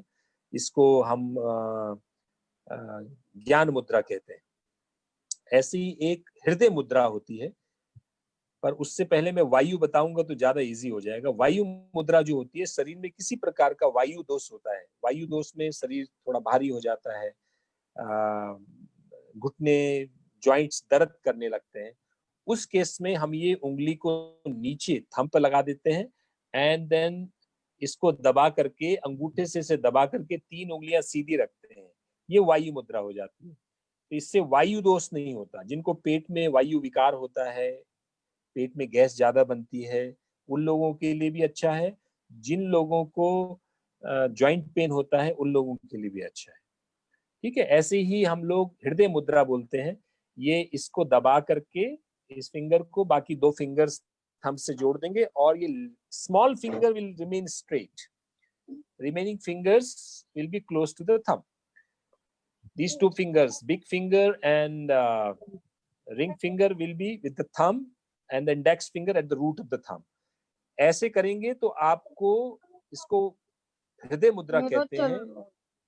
Sorry, nothing sir, nothing. हाँ, तो इस मुद्रा से आप जिनको हृदय रोग होता है, हृदय से संबंधित कोई परेशानी होती है, उन लोगों के लिए बहुत फायदेमंद है।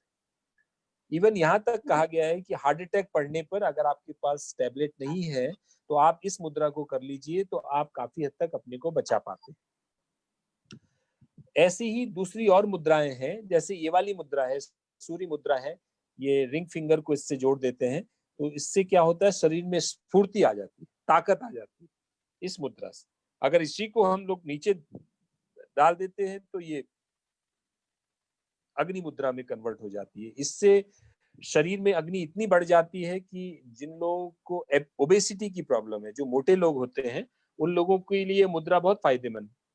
पर इसमें प्रिकॉशंस भी जरूरी है। पतले लोगों को नहीं करना होता है, पतले लोग करेंगे तो उनके लीवर में नुकसान हो जाता है। इसलिए मुद्राओं का अभ्यास किसी अच्छे टीचर के संपर्क में ही सीखें तो ज्यादा अच्छा है। ऐसी ये स्मॉल फिंगर के साथ जोड़ेंगे तो शरीर में पानी से संबंधित कोई बीमारी होती है वो नहीं होगी। ऐसी अपान मुद्रा, प्राण मुद्रा, अलग अलग मुद्राएं होती है। ये नमस्कार भी एक प्रकार की मुद्रा है।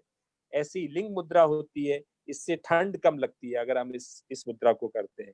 तो इस प्रकार की विभिन्न प्रकार की ये 40-45 मुद्राएं हैं, जिसमें से आप 8-10 मुद्राओं का भी अभ्यास कर लें तो आपको पूरा लाभ मिल जाता है। जो लोग यौगिक मुद्राएं नहीं कर पाते, जो कि बहुत कठिन है, तो ये हस्त मुद्रा से ही लाभ कर सकते हैं। और ये मुद्राएं ऐसी है जो आप टीवी देखते हुए, बात करते हुए, नेचर में बैठे हैं, वहां कहीं भी कर सकते हैं, कैसी भी स्थिति में कर सकते हैं। तो ये फायदे, हाँ, मन शांत होना चाहिए, लड़ाई झगड़ा करते हुए नहीं करना है या एग्रेसिव माइंड से नहीं करना है। 45 मिनट रोज इसका अभ्यास कर सकते हैं। अगर एक बार में समय नहीं मिलता है तो आप इंस्टॉलमेंट्स में भी कर सकते हैं, 15-15 मिनट के गैप पर, या 15-15 मिनट के हिसाब से भी कर सकते हैं कि सुबह 15 मिनट कर लिया, फिर शाम को कर लिया, फिर दोपहर में बीच में कर लिया, ऐसे भी किया जा सकता है। ठीक है, इतना काफी होगा या कुछ और? ठीक है, thank you sir. Thank sir, इस श्रृंखला में अगला सवाल Shreya Agnihotri, SG public school की 9वीं क्लास की छात्रा है। श्रेया, अपना सवाल करिए।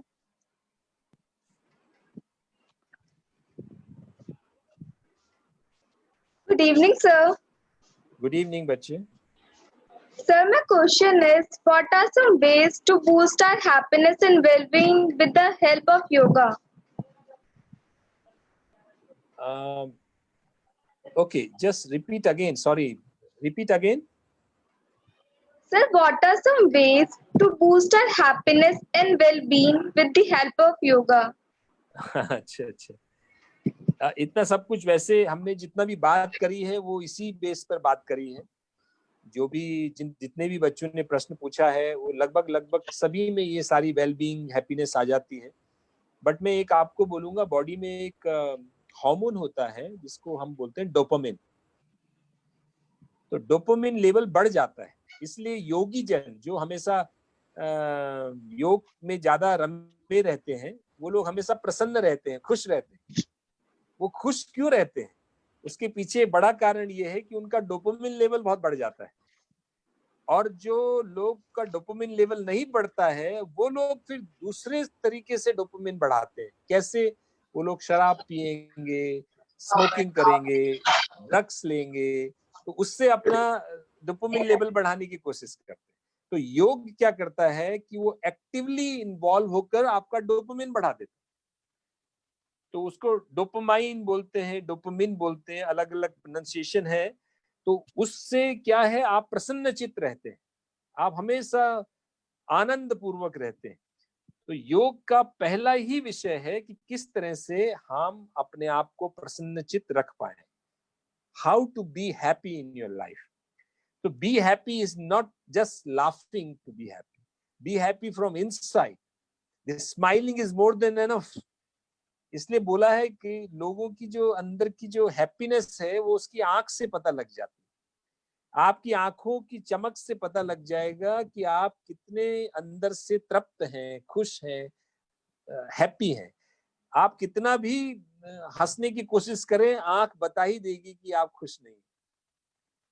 इसलिए योग में ये सब चीजें बताते हैं। आपका माथा क्या कहता है, आपकी आंखें क्या कहती है, आपका नाक क्या कहती है, आपके होंठ क्या कहते हैं, आपकी चिन क्या बोलता है, आपकी चीक्स क्या बोलते हैं, आपके कान क्या बोलते हैं।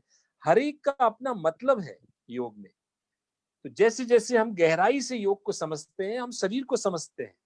हमारी उंगलियों का, अभी किसी ने मुद्रा पर पूछा था, बोला इस उंगली को पृथ्वी तत्व, इसको ये सर इससे क्या होगा। तो मेरा प्रश्न ये कई बार होता है कि इस उंगली में ही अंगूठी क्यों पहनते हैं? Why we wear ring finger in this ring finger? हमारे जो पहले के लोग योगी जन थे वो ऐसे ही सामान्य लोग नहीं थे। उन्होंने बहुत अध्ययन किया, उसके बाद पाया कि इससे ये फायदा होता है। इसलिए योगा में केवल शारीरिक दृष्टि से नहीं है, प्राणिक दृष्टि से हमें प्रवेश करना होता है। हमें बहुत सूक्ष्म स्तर पर सोचना होता है। पर जो लोग नहीं सोच पाते हैं उनके लिए हमने शारीरिक स्तर बना दिए, चलो भाई ये अभ्यास करो, ये अभ्यास करो, कुछ ना कुछ करते रहो। जो लोग थोड़ा इंटेलेक्चुअल होते हैं, जो गहराई से चीजों को सोचते हैं, उन लोगों के लिए हम लोग और गहरा प्राणिक स्तर पे ले जाते हैं। फिर शरीर से बाह्य शरीर, जैसे हमारा ग्रॉस बॉडी होता है, ऐसी हमारा एक सटल बॉडी होता है, सूक्ष्म शरीर होता है जो प्राण से बना हुआ है। और सूक्ष्म शरीर से भी और गहरा एक शरीर होता है जिसे कॉजल बॉडी कहते हैं, जो कारण शरीर होता है, आपकी आत्मा। तो अब किसी को आत्मा के बारे में बताएंगे तो उसे समझ नहीं आएगा। वो बोलेगा सर ये तो हमारे को समझ नहीं आता। उसको बोलेंगे सूक्ष्म शरीर, वो बोलता है ये भी समझ नहीं आ रहा है। तो हम बोलते ठीक है, आप ग्रॉस बॉडी देखिए, अपनी मसल्स देखिए, जो 550-600 मसल्स बॉडी में हैं, उसी पे ध्यान दीजिए। How to improve your flexibility, how to improve your strength, how to go for fitness. आप जब फिटनेस में बहुत गहरे चले जाएंगे तब हेल्थ के बारे में बात करेंगे। धीरे धीरे हेल्थ से फिर सुपर हेल्थ की तरफ जाते हैं, फिर कॉस्मोस एनर्जी की तरफ जाते हैं। तो योग एक बहुत विशाल विषय है। तो जो आप हैप्पीनेस की बात कर रहे हैं, वो हैप्पीनेस बनाने से नहीं आएगी, वो धीरे धीरे धीरे धीरे आप खुद ही रियलाइज करने लग जाएंगे। तो realisation is yoga. It is not just to imitate, it is not just to follow someone and you will be happy. No, happiness comes from inside and you have to realize your own. Okay, hope you got it. Hello, thank you sir, thank you. हाँ ठीक है, ठीक। Sir अभी हमारे साथ 2 प्रश्न और हैं, 2 बच्चे और हैं जो प्रश्न करना चाहते हैं। यदि आपके पास समय है तो हमारे सारे पार्टिसिपेंट्स भी आपसे एक प्रश्न करना चाहते हैं। समय देखिए, अभी बोलना शुरू करा है तो चलो जब तक बोल सकते हैं बोलेंगे। तो मैं सभी पार्टिसिपेंट से रिक्वेस्ट करता हूं कि अपना रेज योर हैंड, इसमें एक ऑप्शन आता है, उसको क्लिक करें। तब तक हम सवाल लेते हैं बाकी 2 बच्चों से। Yashvi Bansal SG public school की छात्रा है, अपना सवाल करिए। अच्छा, Yashvi Bansal. My mic. Hello, hello, नमस्कार सर। नमस्कार बच्चे। सर मैं कक्षा 7 की यशवी हूँ। मेरा आपसे ये प्रश्न है कि महर्षि पतन किया गया है। मैं समझ नहीं पाया, हेमंत क्या पूछा? यशवी रिपीट करें प्रश्न अपना। सर मेरा प्रश्न ये है कि महर्षि पतंजलि योग सूत्र में प्राणायाम के कितने भेदों का वर्णन किया गया है?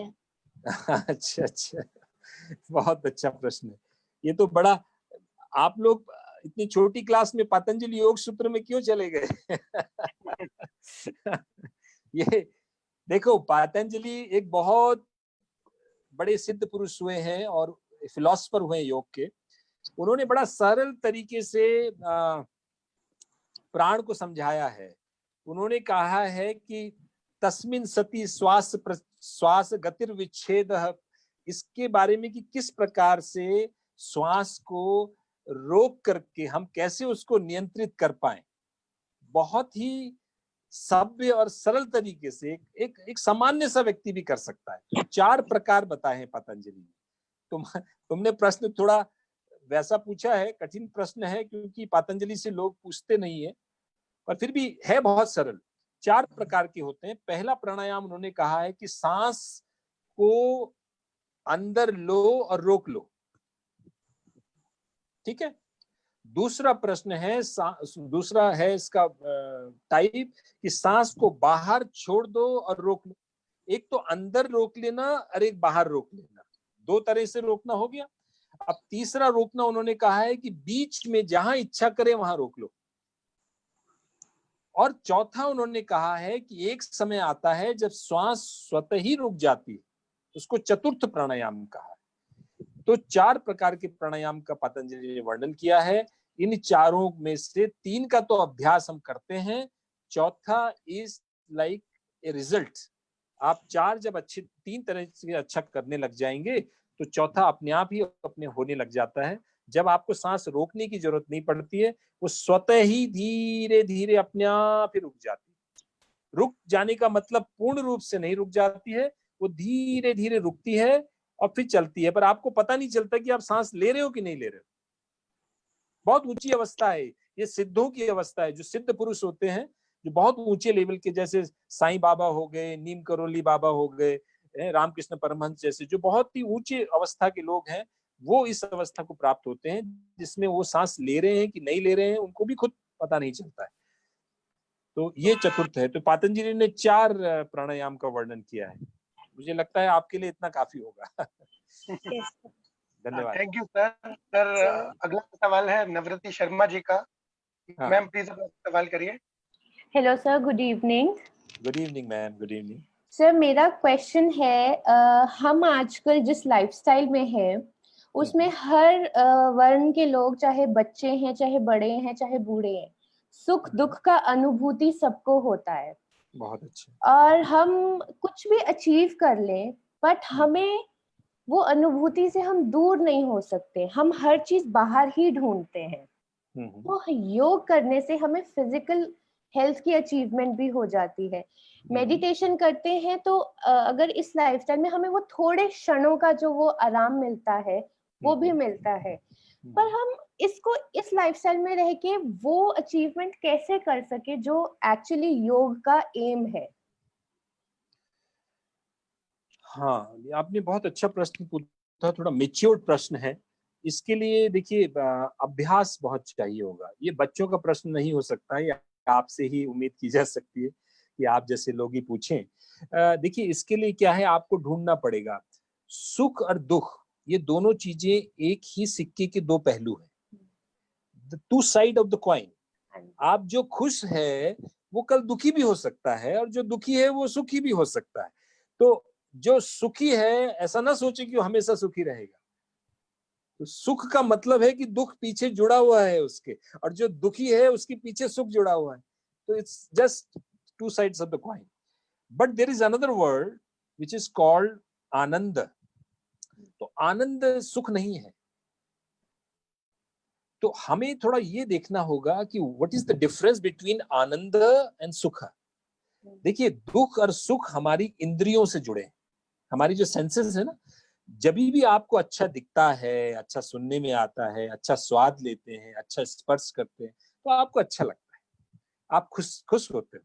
जब भी आपके बॉडी में कांटा चुभ गया तो आपको दुख होगा, थोड़ा सा कष्ट होता है। ऐसे ही कड़वा खा लिया आपको दुख होगा, ऐसी गलत देख लिया आपको दुख होगा। तो इंद्रियों द्वारा जो उसको अच्छा नहीं लगता ऐसा अनुभव करना दुख, और जो इंद्रियों द्वारा अनुभव किया हुआ उस सुख। अब आनंद क्या है? कोई भी ऐसा क्षण जो इंद्रियों द्वारा अनुभव से परे हो और आपको रोना आए या हंसना आए उससे फर्क नहीं पड़ता, वो आनंद की श्रेणी में आता है। इसीलिए भक्ति में चरम पर आदमी रोता है, पर वो रोना दुख का रोना नहीं होता है, वो आनंद का रोना होता है। तो आनंद की स्थिति को समझने के लिए आपको योगा करना ही पड़ेगा। आपको अच्छा, तो वो जो आनंद की स्थिति को पाना है उसके लिए आप मैच्योर्ड हैं तो आपको ध्यान की स्थिति में जाना पड़ेगा। देखिए ध्यान भी दो तरह के हैं, बच्चों का ध्यान अलग है और आपका अलग है। हमारे यहाँ ध्यान का बड़ी भ्रांति है, बहुत से लोग गलत तरीके से प्रचार प्रसार करते हैं। हम ध्यान को कंसंट्रेशन मानते हैं, ध्यान कंसंट्रेशन नहीं है। Concentration is a western philosophy, ये वेस्टर्न अप्रोच है। ध्यान कभी भी कंसंट्रेशन नहीं है, ध्यान है फ्लो। जैसे मैं दो चीजें बताता हूं, एक है तैरना और एक है बहना, एक है करना और एक है होना, एक है टू डू और एक है टू बी।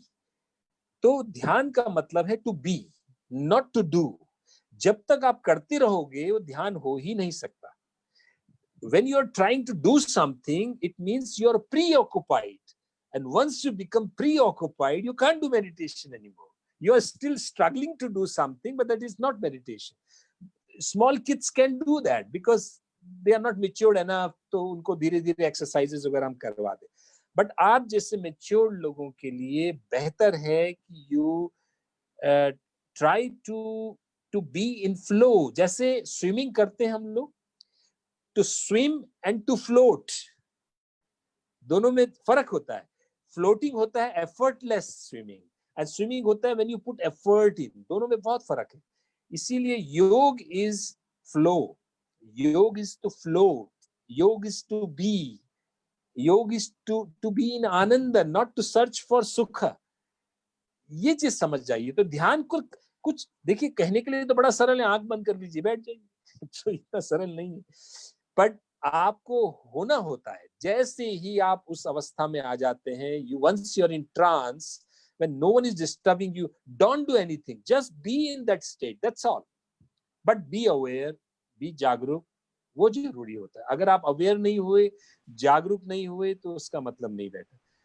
जिस दिन आपने ये करना सीख लिया, उस दिन समझ लीजिए जीवन की एक बहुत बड़ी उपलब्धि आपको मिल गई, आपकी लॉटरी लग गई है। जिस दिन आपको वो आनंद का अनुभव हो जाएगा, करोड़ों रुपए भी उसके सामने कुछ नहीं है।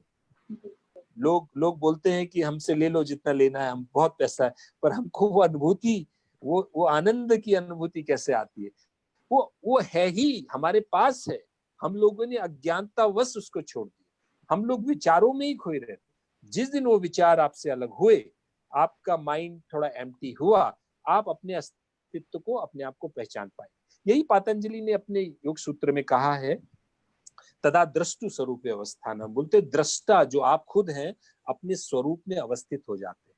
अन्यथा नहीं होते तो आप वृत्तियों में फंसे रहते, विचारों में, मैं ये हूँ, मैं वो हूँ, मैं ऐसी हूँ, मैं वैसी हूँ, बस इसी में। इसलिए हमेशा फ्लो में रहो, टू बी, अपने आप में बने रहो। आप उस परम आनंद, उस चरम को आराम से पा सकते हैं, सरलता से, कुछ करने की आवश्यकता नहीं है। तो इसलिए जो आपने प्रश्न पूछा है उसका तो इतना ही उत्तर मेरे पास है। बाकी तो प्रयासरत रहे, आपको एक ना एक दिन जरूर आंसर मिलेगा, जरूर। बहुत बहुत धन्यवाद। Thank you very much. Thank you sir. Thank sir you. आपका ज्यादा समय ना देते हुए मैं केवल 2 प्रश्न आपके सामने और रखना चाहता हूँ। कोई नहीं, आखिरी 2 रखिए, उसमें भी थोड़ा बोल लेंगे। तो अगला प्रश्न है सर सेजल का, एसडी पब्लिक स्कूल की छात्रा है। सेजल अपना प्रश्न करिए। अच्छा, good evening sir. Good evening बच्चे। Sir my question is, what are the therapeutic uses of surya namaskar? Oh wow, थेरेपेटिकल use of सूर्य नमस्कार। देखो अब वो तो डिपेंड करता है आपको बीमारी क्या है, तभी हम थेरेपेटिकल यूज उसका देख पाएंगे। देखो सूर्य नमस्कार अपने आप में एक पूर्ण अभ्यास है इसमें आपकी फॉरवर्ड बेंडिंग भी हो जाती है, बैकवर्ड भी हो जाती है, स्ट्रेंथनिंग पोजेस भी हैं, फ्लेक्सिबिलिटी भी बढ़ाते हैं, तो अपने आप में ही पूर्ण है। तो इसलिए ये थेरेपेटिकल यूज के लिए तो बहुत अच्छा है। पर हाँ, इसका जरूर ध्यान रखें, जिन लोगों को बैक पेन है या हार्ट की प्रॉब्लम है, उन लोगों को सुपरविजन में करना पड़ता है कि एक योगा टीचर के सामने करना पड़ेगा।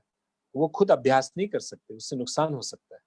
जिनको अल्सर है, जिनको हर्निया है, हमको देखना पड़ेगा कि उनको बीमारी क्या है। सूर्य नमस्कार हर चीज में फायदेमंद नहीं होगा, कुछ कुछ बीमारियों में वो नुकसानदायक भी हो सकता है। तो हम लोग क्या करते हैं, योगा टीचर्स परिस्थिति देखते हैं, उसको बीमारी क्या है, और उसी हिसाब से सूर्य नमस्कार नॉर्मली जिन लोगों को लो बीपी होता है उनके लिए बहुत फायदेमंद है। सूर्य नमस्कार जिन लोगों को मसल डिसऑर्डर होता है उन लोगों के लिए बहुत अच्छा है। डिफॉर्मिटीज सुना है आपने?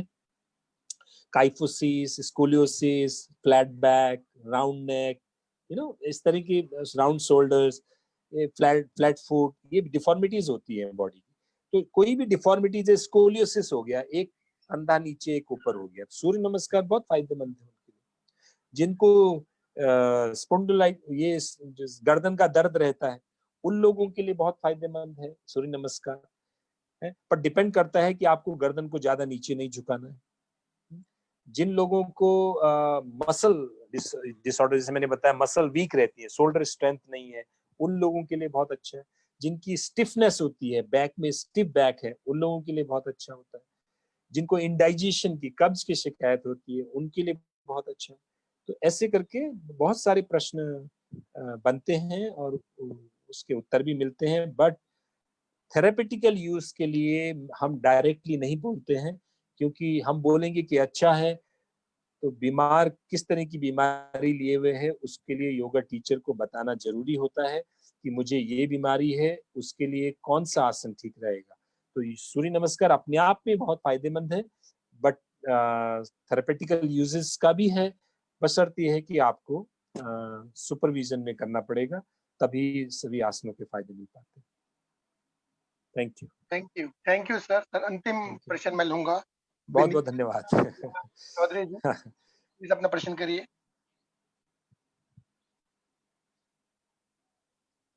बिंदिया जी।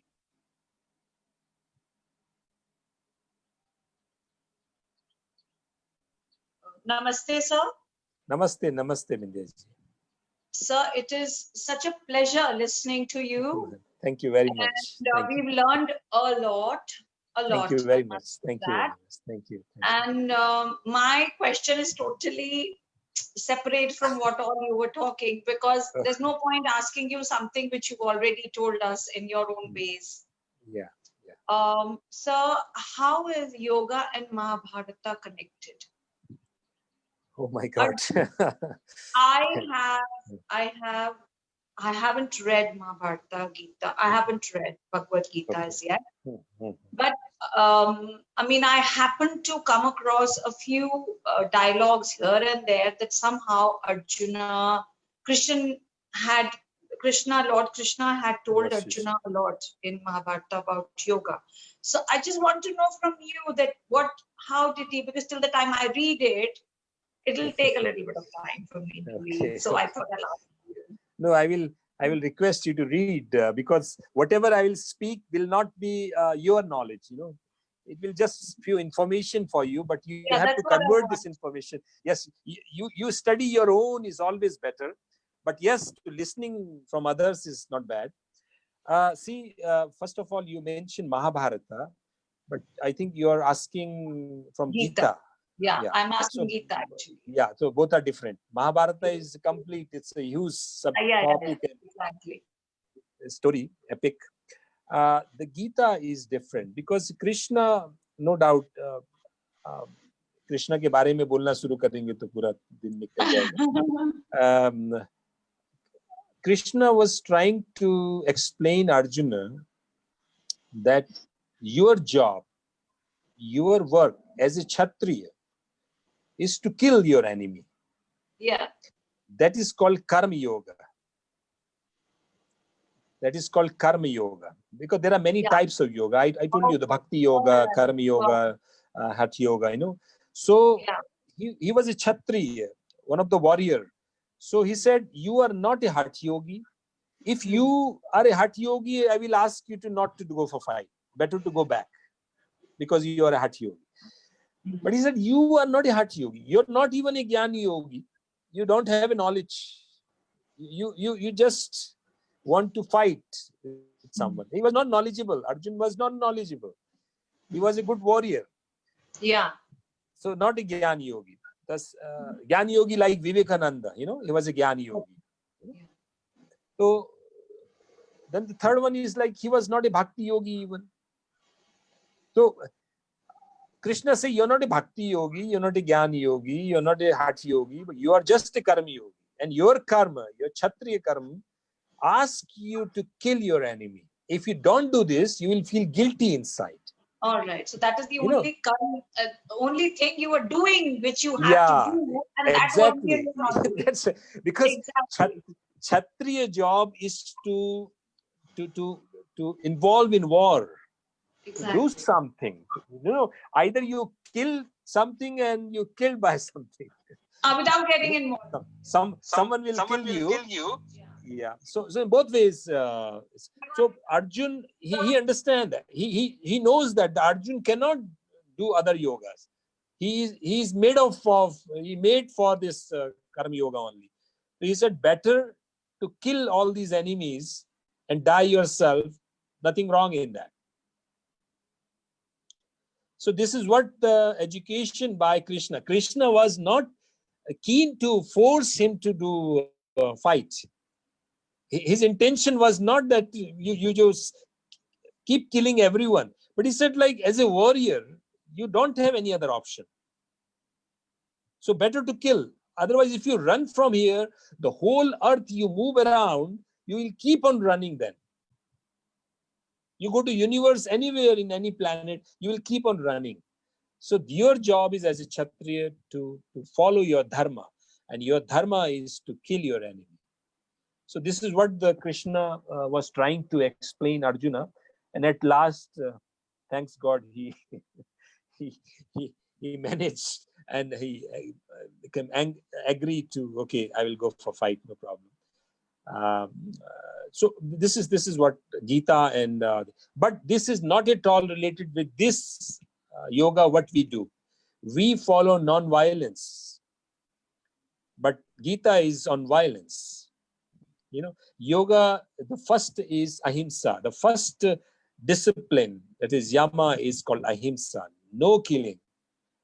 So he is completely against, like what he has done. But he was not doing Hatha Yoga. But the Krishna explained what is Hatha Yoga, what is Jnana Yoga, what is Bhakti Yoga. So everything. But in 6th chapter, the first sloka, Anasritah karm phalam karyam karm karotiya, very nicely he explained that the man who do his job without looking the result is the yogi, the best yogi. Yogi is not who left his food, not eating anna, or who just left the agni. जो लोग अग्नि जब नहीं जलाते, कच्चा भोजन करते हैं, फल खाते हैं, कच्ची सब्जियां खाते हैं. कुछ लोग हम लोग बोलते हैं बड़े योगी हैं.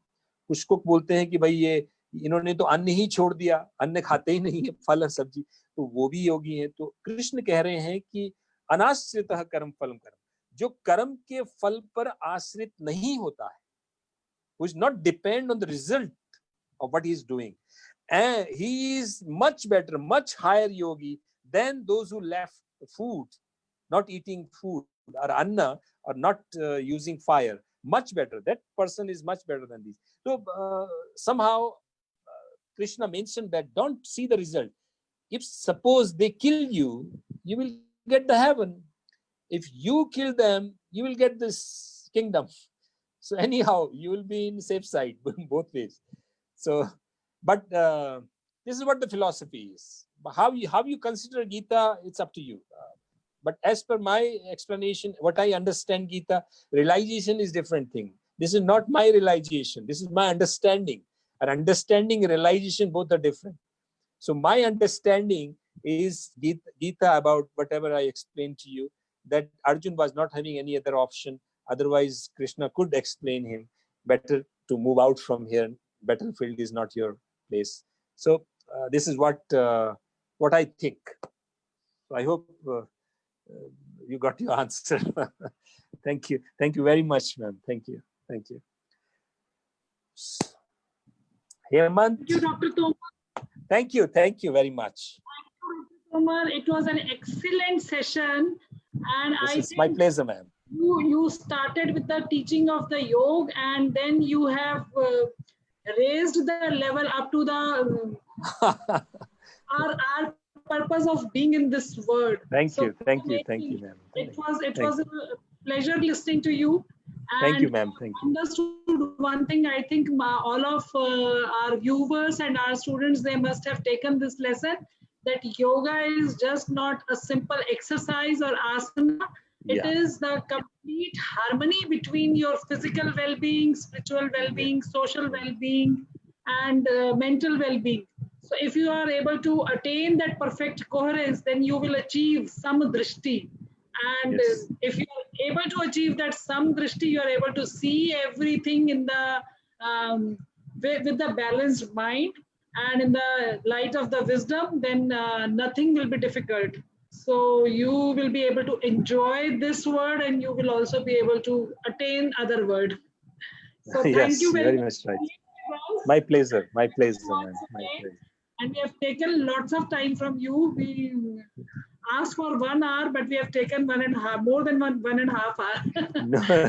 No problem. On 21st, I'm sorry, 21st I'm busy somewhere, so I'm not able to do. Today evening, I asked my students, give me excuse. So I'm not going to my students' evening. So because Hemant requested me to be with you, and it's lovely pleasure to see you and talk to you. And everyone, even the Rekha ma'am, thank you very much. Yes? And Hemant want to say something to you. Yes, Hemant, please. Sir, ma'am को पहले तो मैं धन्यवाद दूंगा. Ma'am दोबारा से मुझे उसी क्लास में वापस आपने भेजा. आज मैंने मैम क्लास थी नीचे बैठ के लिए, आज मैं ऊपर भी नहीं बैठा हूँ. क्लास में हमेशा तो सर से बहुत कुछ सीखने को मिला, और सर आपके कारण से जो कुछ हूँ वो हूँ, जो आपने सिखाया वही बच्चों को सिखाने की कोशिश कर रहा हूँ. बहुत अच्छा हेमंत, बहुत अच्छा. And you are very lucky that you got such a nice, lovely ma'am. जी sir. Who is guiding you, and such a nice understanding about yoga and spirituality. So it is really, I appreciate all educationists, those who are in education, those who promote spirituality and such type of discipline, and promote boys and girls to move further in a higher stage. बहुत बहुत धन्यवाद आप लोगों का. आपके सभी students, even जो बड़े लोग थे, उन्होंने भी प्रश्न अच्छे पूछे. मुझे भी आनंद आया, इसलिए इतना समय बीत गया पता नहीं चला. And some more questions are left, so we will be taking some. We will trouble you one more day, and sure, no problem. Take all the questions again. No problem. Maybe your staff, if you are interested, only staff. Bilkul. If not students, because the student label is different. Because when you talk about student label, sometimes I cannot talk, higher moksha and differentiate between samadhi and meditation and different types of samadhis and all. So that is very high level. So maybe the maturity level, because of the maturity, I have to go down to that level and to explain. But lovely session, very nice. But whenever I'll come to Delhi, I will meet you. It will be my pleasure to see you all. It's lovely. Thank you very much to everyone. Thank you, Hemant. Thank you, Rekha ji. Thank you, ma'am. Thank you, everyone. Boys and girls, everyone. Okay. Thank you. Namaste.